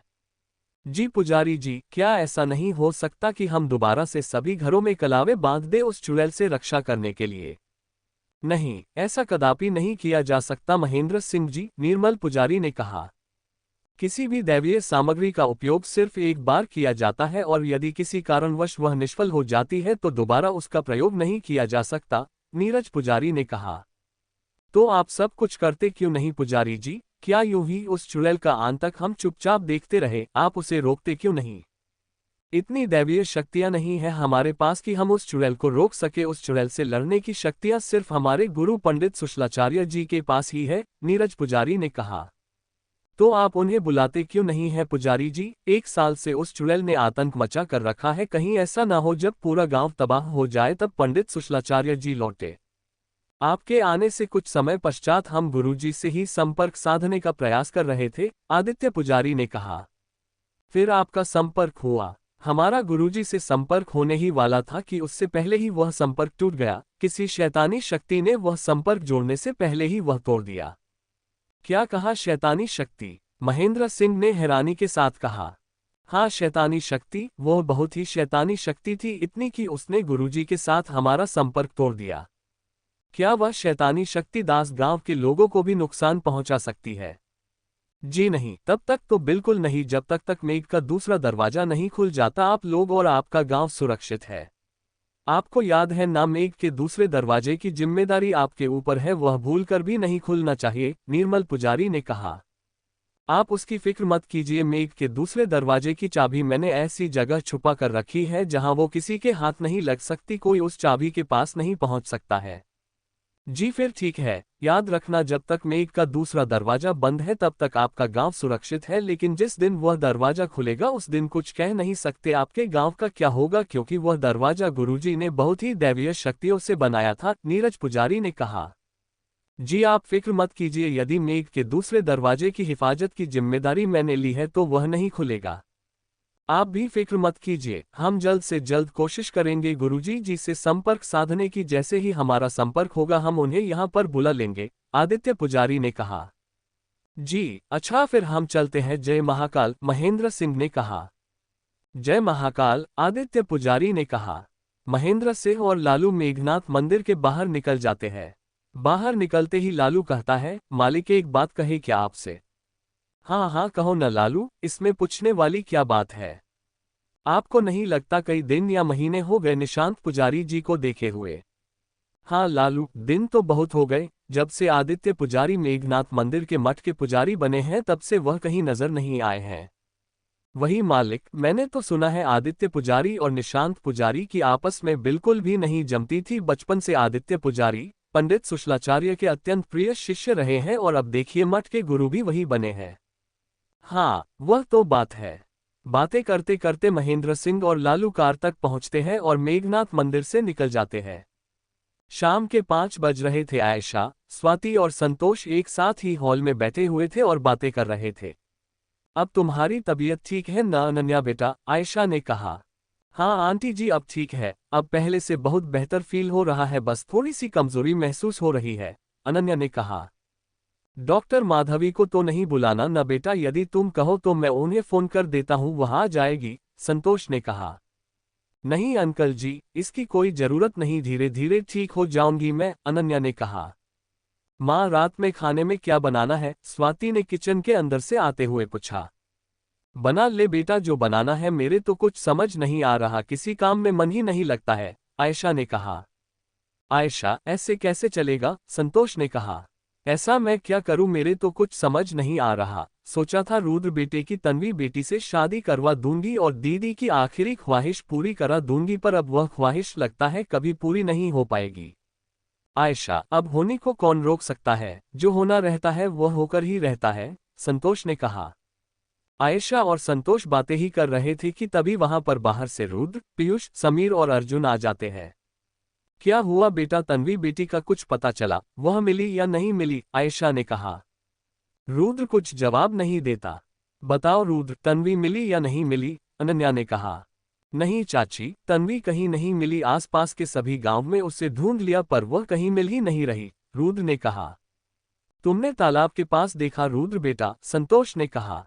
वहां तो अंकल जी हमने कल रात में ही देख लिया था, पीयूष ने कहा। क्या कहा कल रात में? संतोष ने हैरानी के साथ कहा। बेटा तुम लोग कल रात को तालाब के पास क्यों गए थे? पता है ना, रात में तालाब के पास जाना ठीक नहीं, जेठ जी की भी मौत वहीं हुई थी। ये जानते हुए भी तुम रात में वहां पर चले गए, यदि तुम्हें कुछ हो जाता तो, आयशा ने कहा। सॉरी चाची, मैं भूल गया था, पर मैं क्या करता, कल रात मैंने एक सपना देखा था जिसमें मैंने तन्वी को तालाब के पास देखा था, रुद्र ने कहा। क्या कहा तालाब के पास? अनन्या ने कहा। हाँ इसलिए हम वहां पर गए थे, पर वहां पर कोई नहीं था, पर वहां पानी के अंदर मैंने जिसे देखा मैं आपको बता नहीं सकता। ऐसा क्या देखा तुमने पानी के अंदर रुद्र बेटा? संतोष ने कहा। पानी के अंदर मैंने छाया को देखा चाचा जी। ये वही छाया है ना जिसका नाम भाभी की आत्मा ने बताया था, और यही मेघ की चुड़ैल भी है ना? संतोष ने कहा। हाँ चाचा जी, ये वही है। छाया का आधा चेहरा जला हुआ था और उसने लाल रंग की साड़ी पहनी हुई थी, वह भी आधी जली हुई थी, उसको उसी साड़ी में जलाया गया था ना? हाँ बेटा, सुना तो यही था हमने कि मेघ गांव में एक औरत को सुहागन के जोड़े में जलाया गया था, आयशा ने कहा। पर क्यों चाची, हर बार सिर्फ यहीं पर आकर हम रुक जाते हैं कि आखिर उसे क्यों जलाया गया था? आप लोगों को नहीं पता क्या उसे क्यों जलाया गया था? आप भी तो तब यहीं पर होंगे ना? नहीं बेटा, जिस वक्त उसे जलाया गया था उस वक्त मैं तुम्हारे चाचा के साथ अपने मायके गई हुई थी। चाची, गांव वालों से सुना है कि उस औरत को जलाने में पिताजी का भी हाथ था, क्या ये सच है? रुद्र ने कहा। संतोष और आयशा रुद्र के सवाल का कुछ जवाब नहीं देते हैं। चाची बताइए, मैं कुछ पूछ रहा हूँ, क्या छाया को जलाने में पिताजी का भी हाथ था? हाँ रुद्र बेटा, छाया को जलाने में तुम्हारे पिताजी का भी हाथ था, आयशा ने कहा। तो फिर आपने उन्हें ये पाप करने से रोका क्यों नहीं और उनसे पूछा क्यों नहीं कि उन्होंने अपने साथियों के साथ मिलकर छाया को क्यों जलाया? कैसे पूछते बेटा, घर के छोटों को कभी बड़ों से सवाल पूछने का हक मिला है क्या?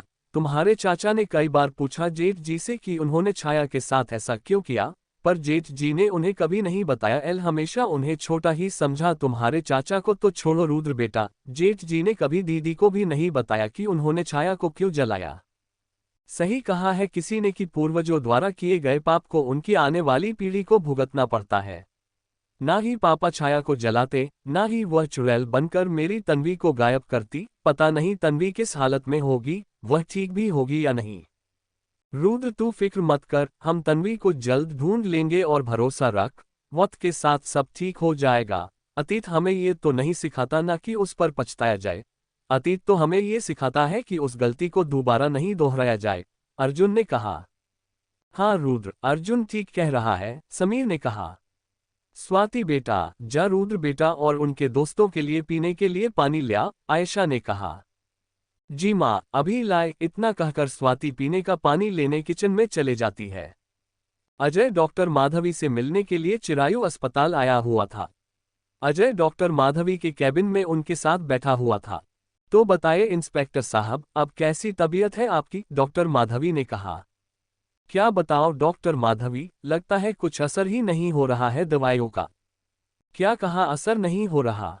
हाँ डॉक्टर माधवी, नींद की दवाइयाँ खाने के बावजूद अच्छे से नींद नहीं आती और इतना ही नहीं वही सपना बार बार दिखता है मुझे।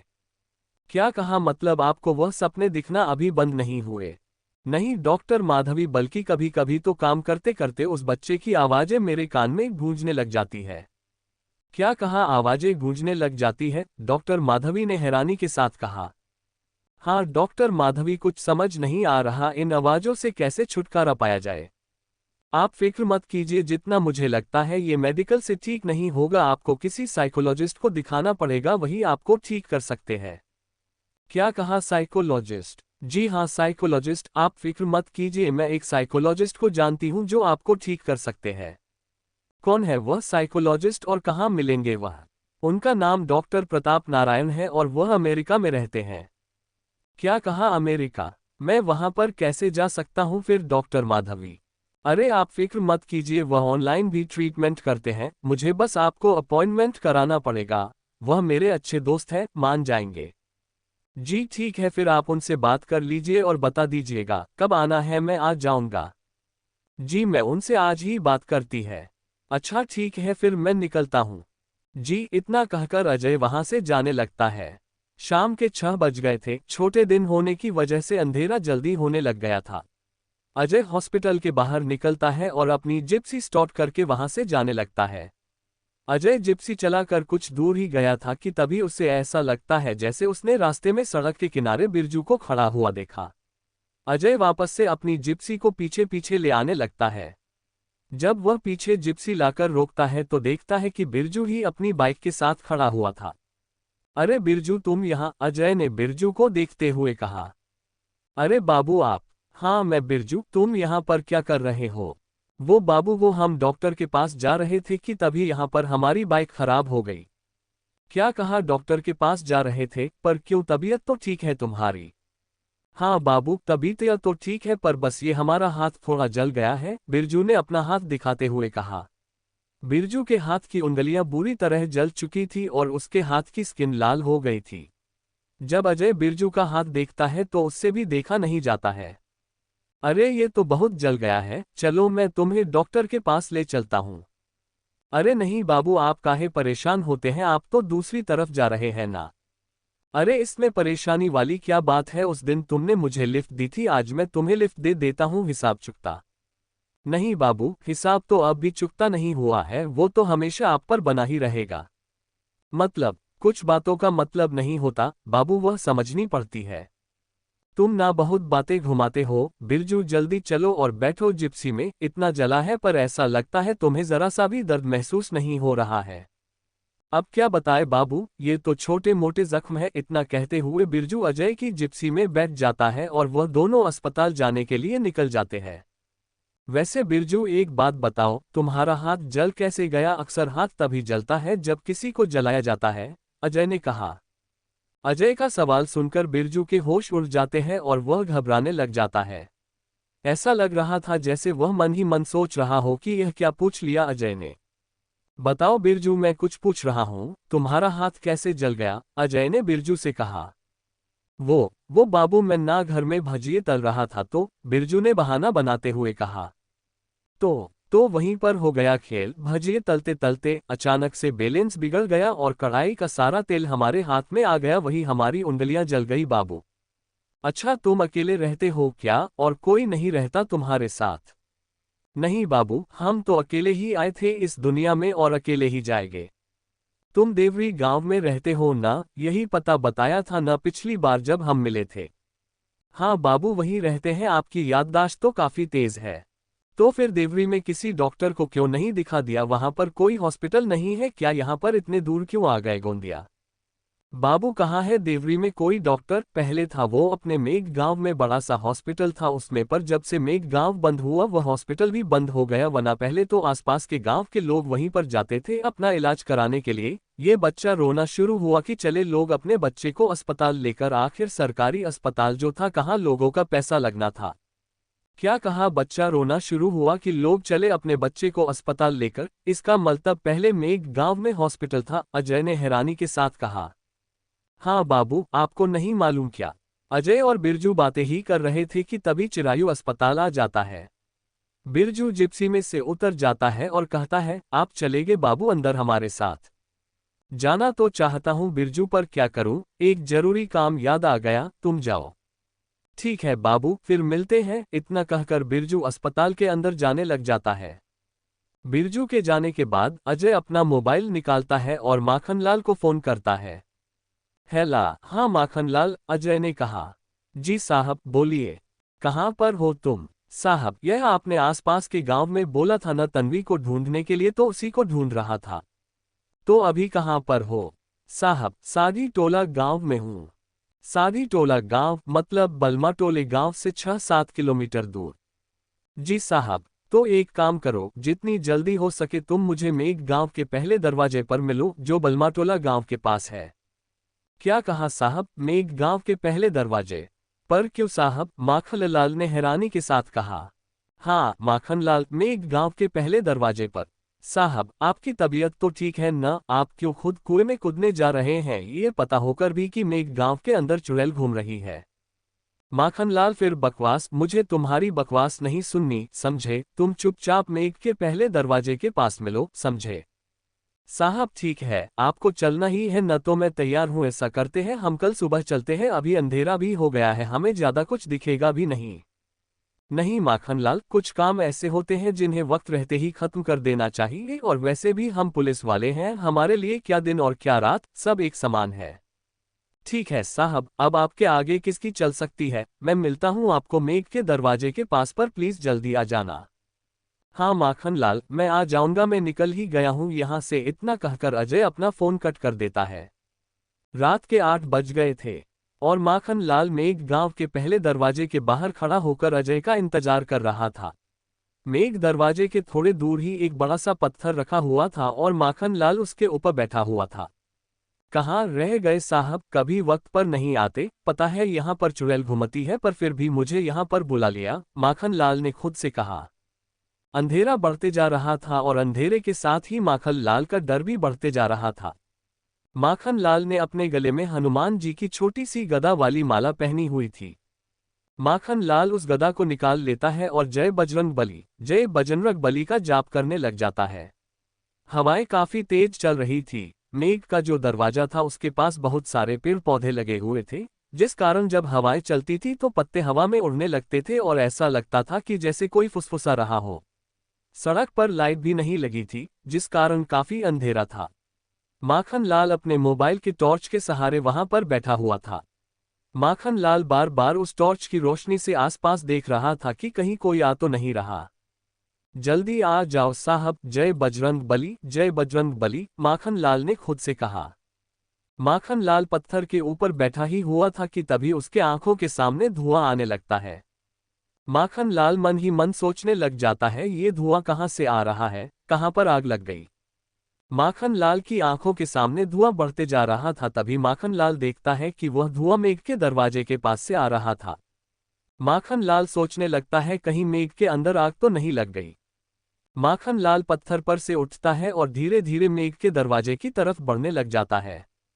मेघ के दरवाजे के पास बहुत सारा धुआं था, इतना धुआं कि उस धुएं ने मेघ के दरवाजे को ढक लिया था। मेघ गांव के अंदर के घर भी नहीं दिख रहे थे, सिर्फ धुआं ही धुआं नजर आ रहा था। माखन लाल सोचने लगता है, यह अचानक से एकदम इतना धुआं कहां से आ गया।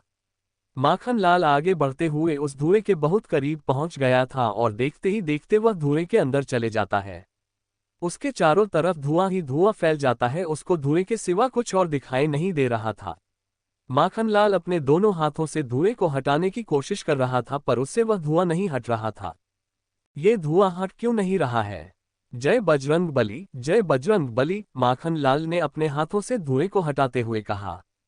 माखन लाल बार बार कोशिश कर रहा था धुएं को हटाने की, पर नहीं हटा पा रहा था। धुआं हटाते हटाते वह पसीने से भीग गया था। माखन लाल बहुत घबरा गया था। वह सोचने लगता है, कहीं उस चुड़ैल का अगला शिकार मैं तो नहीं। माखन लाल धुआं हटा ही रहा था कि तभी उसे किसी के कदमों की आहट सुनाई देती है, थप थप थप थप। डॉट। माखन लाल सीधे खड़े हो जाता है और अब वह धुएं को नहीं हटा रहा था, पर धुआं अभी भी उसके चारों तरफ था। कोई तेज तेज चलकर माखन लाल की तरफ बढ़ रहा था। उसके कदमों की आहट अभी भी सुनाई दे रही थी, पर चारों तरफ धुआं होने के कारण दिखाई कोई नहीं दे रहा था। माखन लाल अपने गले की हनुमान जी की गदा पकड़कर जय बंजर बली, जय बजरंग बली का जाप किए जा रहा था। माखन लाल बहुत घबरा गया था और पसीने से भीग चुका था। पसीने की बूंदें माखन लाल के चेहरे पर से टप टप टप जमीन पर गिर रही थी। माखन लाल सोचने लगता है, कहीं मेघ के दरवाजे के पास आकर मैंने गलती तो नहीं कर दी और अपनी मौत का खुद बुलावा तो नहीं दे दिया। जैसे जैसे कदमों की आहट करीब आते जा रही थी, माखन लाल की सीने की धड़कन और तेज चलते जा रही थी। माखन लाल पसीने से लथपथ हो चुका था। कदमों की आहट की आवाज और तेज होते जा रही थी। माखन लाल अपने हाथों से धुआं साफ करते हुए सामने की ओर देखने लग जाता है। माखन लाल अपनी आंखों के सामने का धुआं हटा ही रहा था कि तभी अचानक से जोर जोर से कुत्ते भौंकने लग जाते हैं। भौं भौं भौं। मेघ गौव पूरी तरह खाली होने की वजह से कुत्ते की भौंकने की आवाजें पूरे गौव के अंदर गूंजने लगती है। कुत्ते लगातार भौंके जा रहे थे। माखन लाल के बिल्कुल भी समझ में नहीं आ रहा था कि क्या हो रहा है। माखन लाल को उस धुएं में कुछ नजर नहीं आ रहा था। वो अपने हाथों से धुआं हटा ही रहा था कि तभी पीछे से कोई माखन लाल के कंधों पर हाथ रखता है। जैसे ही कोई उसके कंधों पर हाथ रखता है, वो सहम जाता है।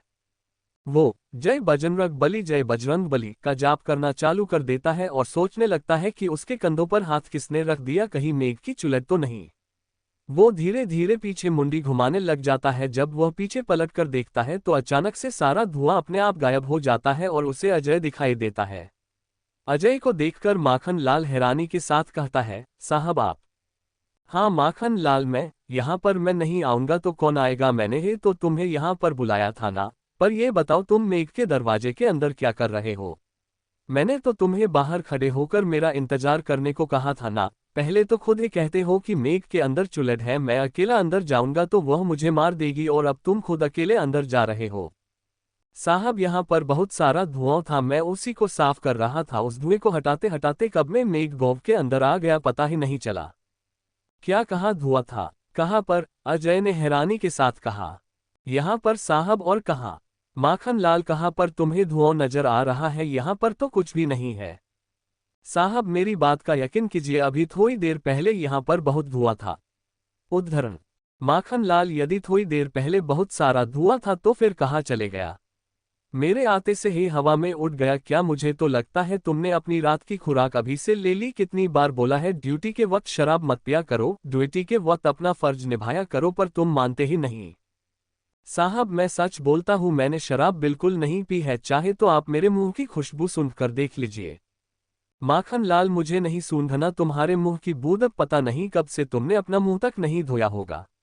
माखन लाल, तुम जब देखो ना मेरा वक्त बर्बाद करते रहते हो और कुछ नहीं, चलो चुपचाप मेघ गौव के अंदर। साहब आप क्यों मेरी जान लेने पर तुले हैं? माखन लाल, चुपचाप मेरे पीछे चलो, यह मेरा ऑर्डर है, समझे? जी साहब। माखन लाल चुपचाप अजय के पीछे पीछे जाने लग जाता है। गौव के अंदर काफी अंधेरा था, इसलिए अजय और माखन लाल ने अपने मोबाइल के टार्च ऑन कर लिए थे। साहब आप ये तो बता दीजिए कि हम लोग मेघ गौव के अंदर आए क्यों हैं? हॉस्पिटल ढूंढने के लिए मैं वह हॉस्पिटल देखना चाहता हूँ जो पहले मेघगोव के अंदर था। क्या कहा साहब, मेघगोव के अंदर हॉस्पिटल था? माखन लाल ने हैरानी के साथ कहा। हाँ माखन लाल, पर आपको कैसे पता? बिरजू ने बताया। क्या कहा बिरजू ने, वह आपको कब मिल गया और यह कब बता दिया कि मेघगांव के अंदर पहले हॉस्पिटल था? यह एक लंबी कहानी है माखन लाल, बाद में बताऊंगा, पहले जिस काम के लिए आए हैं वह कर ले, हॉस्पिटल ढूंढ ले। जी साहब। अजय और माखन लाल मेघगोव के अंदर हॉस्पिटल ढूंढने लग जाते हैं। हॉस्पिटल ढूंढते ढूंढते माखन लाल और अजय को 1 घंटा हो गया था, पर अभी तक उन्हें मेघ का हॉस्पिटल नहीं मिला था। मेघ के कुछ घर पूरी तरह टूट चुके थे और कुछ घर की दीवारों में दरारें पड़ गई थी।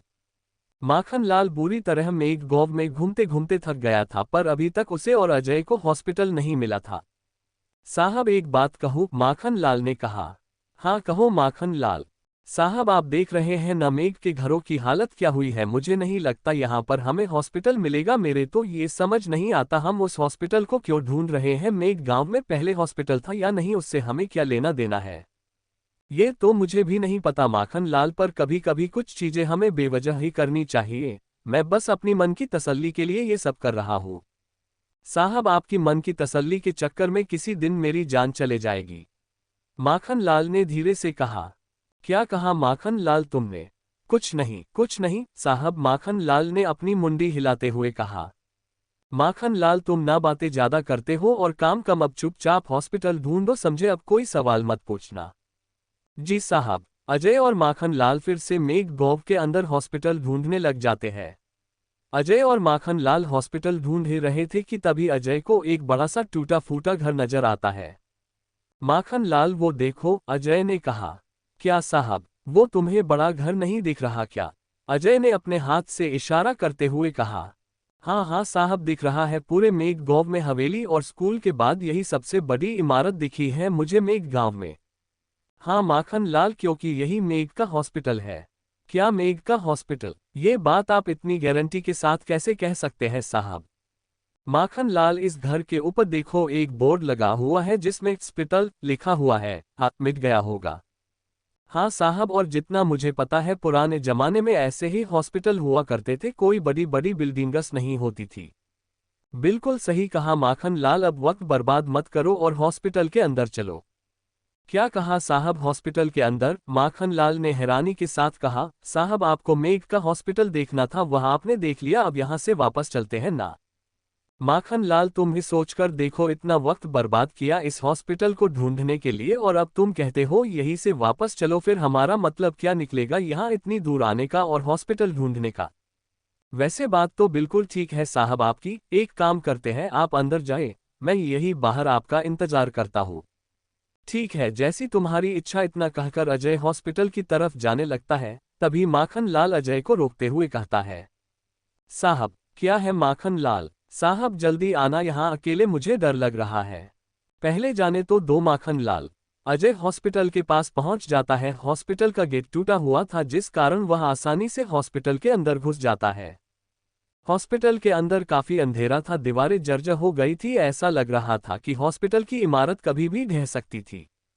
अजय अपने मोबाइल के टार्च की रोशनी के सहारे धीरे धीरे आगे बढ़ने लग जाता है। कई दीवारों पर मकड़ियों ने अपना घर बना लिया था, उन्हें अपने हाथ से हटा हटा कर अजय आगे बढ़ रहा था। इमारत पूरी तरह खाली थी जिस कारण अजय जब हॉस्पिटल के अंदर चल रहा था तो उसे खुद उसके कदमों की आहट 2-3 बार सुनाई दे रही थी। अजय हॉस्पिटल के अंदर आगे ही बढ़ रहा था कि तभी वह चलते चलते रुक जाता है और कुछ ऐसा देखता है जिसे देखकर उसे अपनी आंखों पर भरोसा नहीं हो रहा था। एपिसोड 111 पारलौकिक शक्तियां। ये साहब पता नहीं अभी तक क्यों नहीं आए, माखन लाल ने हॉस्पिटल के बाहर अजय का इंतजार करते हुए कहा। हॉस्पिटल के अंदर अजय मूर्ति बनकर खड़ा हुआ था, उसे अपनी आंखों पर यकीन नहीं हो रहा था क्योंकि सपने में जिस हॉस्पिटल के अंदर अजय गौरी को एक नवजात बच्चे के साथ देखता था उसकी दीवारें और कमरे हूबहू उसी तरह थे। अजय धीरे धीरे अपने कदम हॉस्पिटल के अंदर आगे बढ़ाने लग जाता है। हॉस्पिटल के अंदर के सारे कमरे और दीवारें ठीक वैसे ही दिख रहे थे जैसे अजय अपने सपने में देखता था। आगे बढ़ते बढ़ते अजय एक कमरे के अंदर आकर रुक जाता है, वह ठीक वैसा कमरा था जिस कमरे के अंदर गौरी उस नवजात बच्चे को इंजेक्शन लगाया करती थी। अजय की आंखों में वह सारे मंजर घूमने लगते हैं। उसको ऐसा लगता है कि गौरी नस की ड्रेस में अभी उसी के सामने खड़ी है और उसने अपने हाथों में नवजात बच्चा पकड़ कर रखा है। गौरी उस बच्चे को नीचे रखती है और एक इंजेक्शन तैयार करती है। इंजेक्शन तैयार करने के बाद वह इंजेक्शन उस बच्चे को लगा देती है और वह बच्चा रोना शुरू कर देता है। ये अचानक से वह पूरा मंजर अजय की आंखों के सामने से गायब होने लगता है। गौरी और वह बच्चा दोनों गायब हो गए थे, पर उस बच्चे की रोने की आवाज अभी भी अजय को सुनाई दे रही थी। वह आवाजें बहुत तेज तेज सुनाई दे रही थी, इतनी तेज कि वह आवाजें अजय के कानों में चुभने लग जाती है। अजय अपने दोनों हाथों से अपने कान बंद कर लेता है, पर फिर भी अजय को वह आवाजें सुनाई दे रही थी। माखनलाल हॉस्पिटल के बाहर ही खड़ा हुआ था और अजय का इंतजार कर रहा था। ये साहब अभी तक आए क्यों नहीं? बहुत वक्त हो गया गए हुए, अभी तक तो आ जाना चाहिए था, माखनलाल ने खुद से कहा। माखनलाल हॉस्पिटल के बाहर ही आगे पीछे घूमने लगता है और सोचने लगता है अंदर जाओ या नहीं जाओ, क्या करूं कुछ समझ नहीं आ रहा। एक काम करता हूँ, साहब को फोन लगाकर देखता हूँ। माखनलाल अपना मोबाइल निकालता है और अजय को फोन करने लग जाता है, पर नेटवर्क नहीं होने की वजह से अजय को फोन नहीं लगता है। शीट, मैं तो भूल ही गया था, इस भूतिया गांव में नेटवर्क नहीं मिलता है। लगता है अब मुझे ही अंदर जाना पड़ेगा। इतना कहकर माखनलाल हॉस्पिटल के अंदर जाने लगता है। साहब कहाँ हैं आप? साहब, माखनलाल ने हॉस्पिटल के अंदर अजय को ढूंढते हुए कहा। उजाले के लिए माखनलाल ने अपने मोबाइल का टार्च ऑन कर लिया था। साहब कहाँ हैं आप? ये साहब भी पता नहीं कितने अंदर चले गए, खुद की जान तो खतरे में डालते ही साथ में मेरी भी, माखनलाल ने अजय को ढूंढते हुए कहा। माखनलाल अजय को ढूंढ ही रहा था कि तभी एक कमरे के अंदर माखनलाल को अजय बेहोश दिखता है। अजय को बेहोश देखकर माखनलाल घबरा जाता है और भागते हुए अजय के पास जाता है। माखनलाल अजय को उठाते हुए कहता है, उठिए साहब, यह आपको क्या हो गया? उठिए साहब, मैंने तो पहले ही कहा था इस गांव में मत आइए, यह है ही मनहूस। माखनलाल अजय को उठाने लग जाता है। अजय धीरे से अपनी आंखें खोलता है। भोलेनाथ का शुक्र है साहब, उन्होंने आपको कुछ होने नहीं दिया, मेरी तो जान ही निकल गई थी। पर आप बताइए आपको हुआ क्या था, आप बेहोश कैसे हो गए? अजय मन ही मन सोचने लगता है कि यदि उसने अपने सपने के बारे में माखनलाल को बता दिया तो वह मुझे भी यह भूत प्रेत चुड़ैल के बारे में बोलने लगेगा और खुद तो डरेगा ही, साथ में मुझे भी डराएगा। इसलिए अजय बात को छुपाते हुए कहता है, वो माखनलाल कुछ नहीं, वो आज खाना नहीं खाया था ना, इसलिए चक्कर आ गए थे। आप भी ना साहब, ड्यूटी के चक्कर में अपना ध्यान ही नहीं रखते, शादी कर लीजिए, फिर कुछ ध्यान रखने की जरूरत ही नहीं रहेगी, वह खुद आपको सब याद करवा देगी। माखनलाल तुम भी ना। अब चले साहब यहाँ से, या और रुकना है यहाँ पर? हाँ चलो। अजय और माखनलाल हॉस्पिटल से निकल जाते हैं। रात के 10 बज रहे थे और छत के ऊपर अर्जुन और समीर चैन स्मोकिंग कर रहे थे। अर्जुन हमेशा की तरह लंबे लंबे कश खींच रहा था। ठंडी ठंडी हवाएं चल रही थी। अर्जुन और समीर को सिगरेट पीने में अलग ही मजा आ रहा था। सिगरेट कश अर्जुन के गले के नीचे तक उतर रहे थे। यार, यह डायन का कुछ समझ नहीं आता कि चाहती क्या है, समीर ने कहा। कौन डायन? अर्जुन ने हैरानी के साथ कहा। ये मेघ की डायन, और कौन डायन है यार यहाँ पर? बेवकूफ, वह डायन नहीं चुड़ैल है। यार क्या फर्क पड़ता है डायन है या चुड़ैल? फर्क पड़ता है मेरे भाई, ठीक उस तरह जिस तरह रुद्र और पीयूष इंसान है, पर दोनों की कैरेक्टरिस्टिक्स तो अलग अलग है ना। वैसे ही ये डायन और चुड़ैल अलग अलग होती है, हम इन्हें एक नहीं कह सकते। हम सबको पता है दुनिया में अलग अलग प्रकार की परलौकिक शक्तियों का अस्तित्व है, ठीक उसी प्रकार इन्हें उपयोग करने वाली शैतानी ताकतों के नाम भी अलग अलग होते हैं। सिर्फ नाम ही नहीं, चेहरा भी अलग होता है, ठीक हमारे इंसानों की तरह। क्या बात कर रहा है भाई? समीर ने हैरानी के साथ कहा। हाँ भाई, सच बोल रहा हूँ, मैंने इन सब के बारे में पढ़ा है किताबों में। तुझे ये पता है भूत किसे कहते हैं? शायद जो मर जाते हैं और जिनकी आत्माएं यहाँ पर भटकती रहती है, उन्हें भूत कहते हैं, समीर ने रुकते रुकते कहा। बिल्कुल ठीक कहा, वैसे हर भटकती आत्माओं को भूत की ही श्रेणी में रखा जाता है, ये उनके लिए कॉमन नाम है। वैसे ही प्रेत होते हैं। प्रेत मतलब वे लोग जिनकी मौत परिवार वालों की वजह से होती है या उनके मरने के बाद अच्छे से अंतिम संस्कार की क्रिया नहीं करवाई जाती है, उनकी भटकी रूह को ही प्रेत कहते हैं।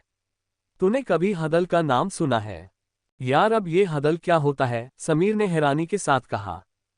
हदल भी वह आत्माएं होती है जो बेवजह भटकती रहती है बिना किसी वजह के, पर इनकी एक खास बात है। कैसी खास बात? ये किसी को नुकसान नहीं पहुंचाती है, इससे ठीक विपरीत होती है चेतकिन आत्माएं। ये क्या करती है? ये आत्माएं लोगों को अपने वश में करके उन्हें किसी की हत्या या आत्महत्या करने के लिए प्रेरित करती है। और यही नहीं सुना है, ये आत्माएं तब तक उस इंसान का पीछा नहीं छोड़ती जब तक उसकी जान न चली जाए।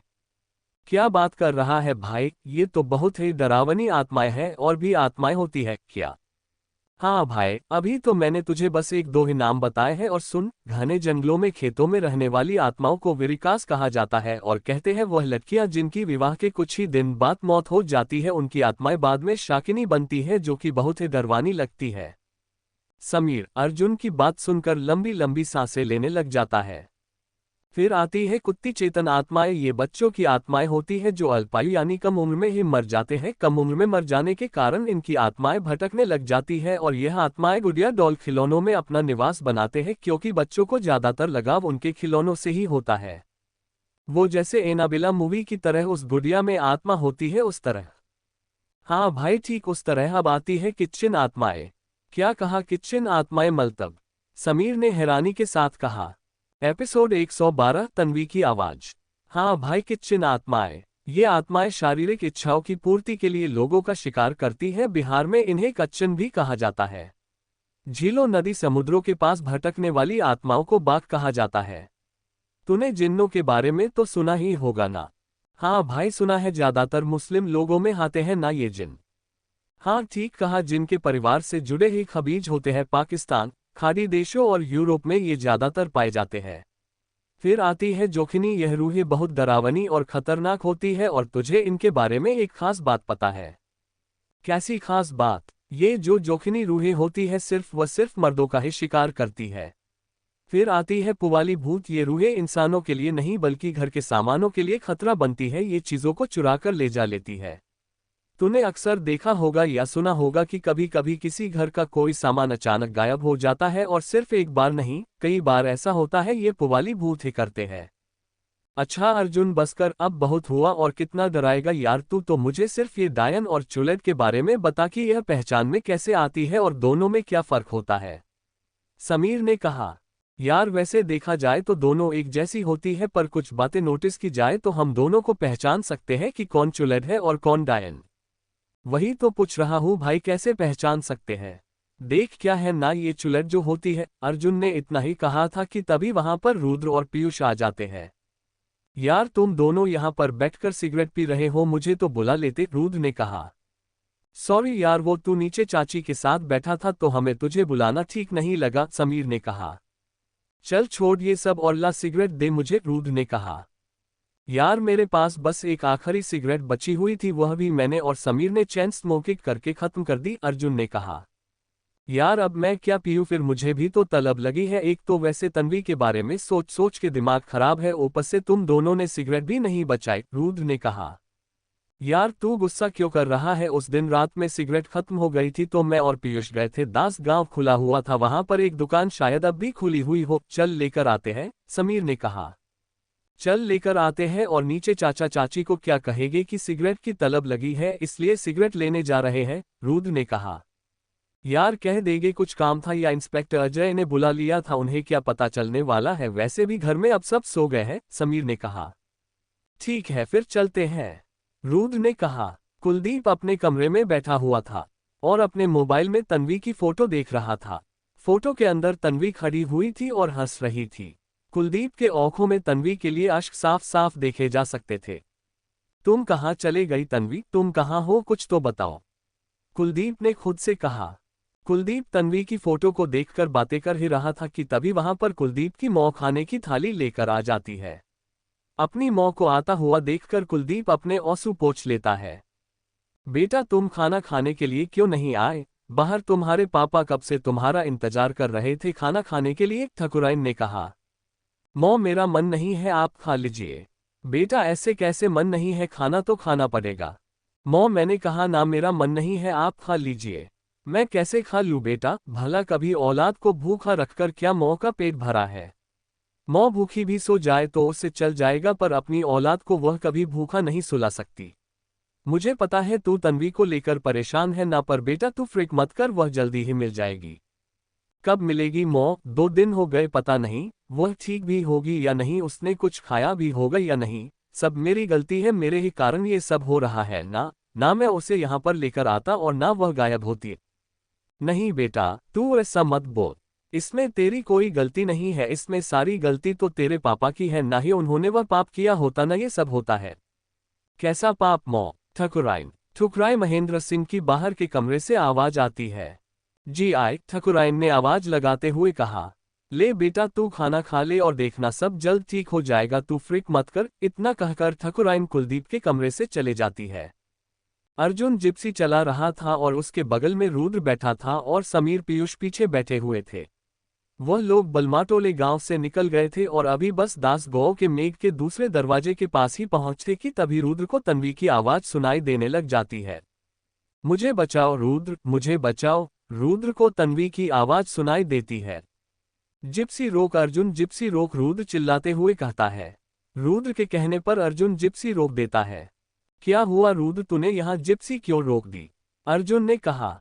हाँ यार, तुझे यहाँ पर कहाँ सिगरेट की दुकान दिख गई? यहाँ तो दूर दूर तक सिर्फ जंगल ही नजर आ रहा है, एक लाइट तक नहीं जल रही है, पीयूष ने कहा। यार मुझे तन्वी की आवाज सुनाई दे रही थी, रुद्र ने कहा। क्या कहा? तन्वी की, समीर ने हैरानी के साथ कहा। हाँ भाई, तन्वी की, वह कह रही थी मुझे बचाओ रुद्र, मुझे बचाओ।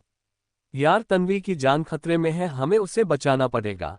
पर रुद्र, तन्वी है कहाँ पर और हमें कोई सी आवाज सुनाई क्यों नहीं दी? अर्जुन ने कहा। पता नहीं यार, पर मुझे तो अभी भी तन्वी की मुझे बचाओ रुद्र, मुझे बचाओ कहने की आवाज सुनाई दे रही है। क्या? पीयूष ने हैरानी के साथ कहा। हाँ भाई, गौर से सुनो, तन्वी की आवाज सुनाई दे रही है, रुद्र ने कहा। सभी लोग जिप्सी में बैठे बैठे तन्वी की आवाज सुनने की कोशिश करने लग जाते हैं। यार मुझे तो सुनाई नहीं दे रही, समीर ने कहा। यार दे रही है, गौर से सुन समीर, अर्जुन ने कहा। एक एक करके सभी को तन्वी की बचाओ बचाओ करने की आवाज सुनाई देने लग जाती है। यार तन्वी की आवाज सुनाई दे रही है, इसका मतलब यह है कि तन्वी यही कहीं हमारे आसपास है, समीर ने कहा। हाँ भाई, यही कहीं है मेरी तन्वी, यही है, रुद्र ने कहा। पर कहाँ यार, उसकी आवाज कहाँ से सुनाई दे रही है? पीयूष ने कहा। यार आई थिंक उसकी आवाज ये मेघ के दूसरे दरवाजे के पीछे से सुनाई दे रही है, रुद्र ने कहा। क्या कहा? दूसरे दरवाजे से? पर इसके अंदर तो मेघ की चुलट है ना, और यदि ये दरवाजा खुल गया तो सुना है वह पूरी तरह आजाद हो जाएगी और फिर वह दास गांव के लोगों का भी शिकार करना शुरू कर देगी, एक अर्जुन ने कहा। यार शिकार करना है तो करने दो, पर मैं अपनी तन्वी को बचा कर रहूंगा, मैं उसे ऐसे मरता हुआ नहीं छोड़ सकता। इतना कहकर रुद्र जिप्सी में से उतरता है और मेघ के दूसरे दरवाजे के पास जाने लगता है। रुद्र के पीछे पीछे ही सभी लोग उतर जाते हैं और उसके पीछे जाने लगते हैं। तोड़ दूंगा आज मैं ये दरवाजा अपनी तन्वी के लिए, मुझे किसी चुलट बुलट से डर नहीं लगता। इतना कहकर रुद्र जोर से मेघ के दरवाजे में लात मारता है। रुक रुद्र, तू क्या कर रहा है? ऐसा मत कर, समीर ने कहा। सभी लोग रुद्र को रोकने लगते हैं लेकिन वह नहीं रुकता है, वह अपना जमीन पर से बड़ा सा पत्थर उठाता है और उसे उठाकर दरवाजे के पास जाने लगता है। रुक रुद्र, ये तू क्या कर रहा है? यदि दरवाजा खुल गया तो वह चुलट बाहर आ जाएगी, रुक ऐसा मत कर वरना सब बर्बाद हो जाएगा, पीयूष ने चिल्लाते हुए कहा। Thank you for listening. मुझे उम्मीद है आपको यह स्टोरी पसंद आई होगी। अगर आपको पसंद आई है तो प्लीज लाइक और कमेंट करना ना भूलें और मोर स्टोरीज के लिए सब्सक्राइब करें। मिलते हैं नेक्स्ट वीडियो में।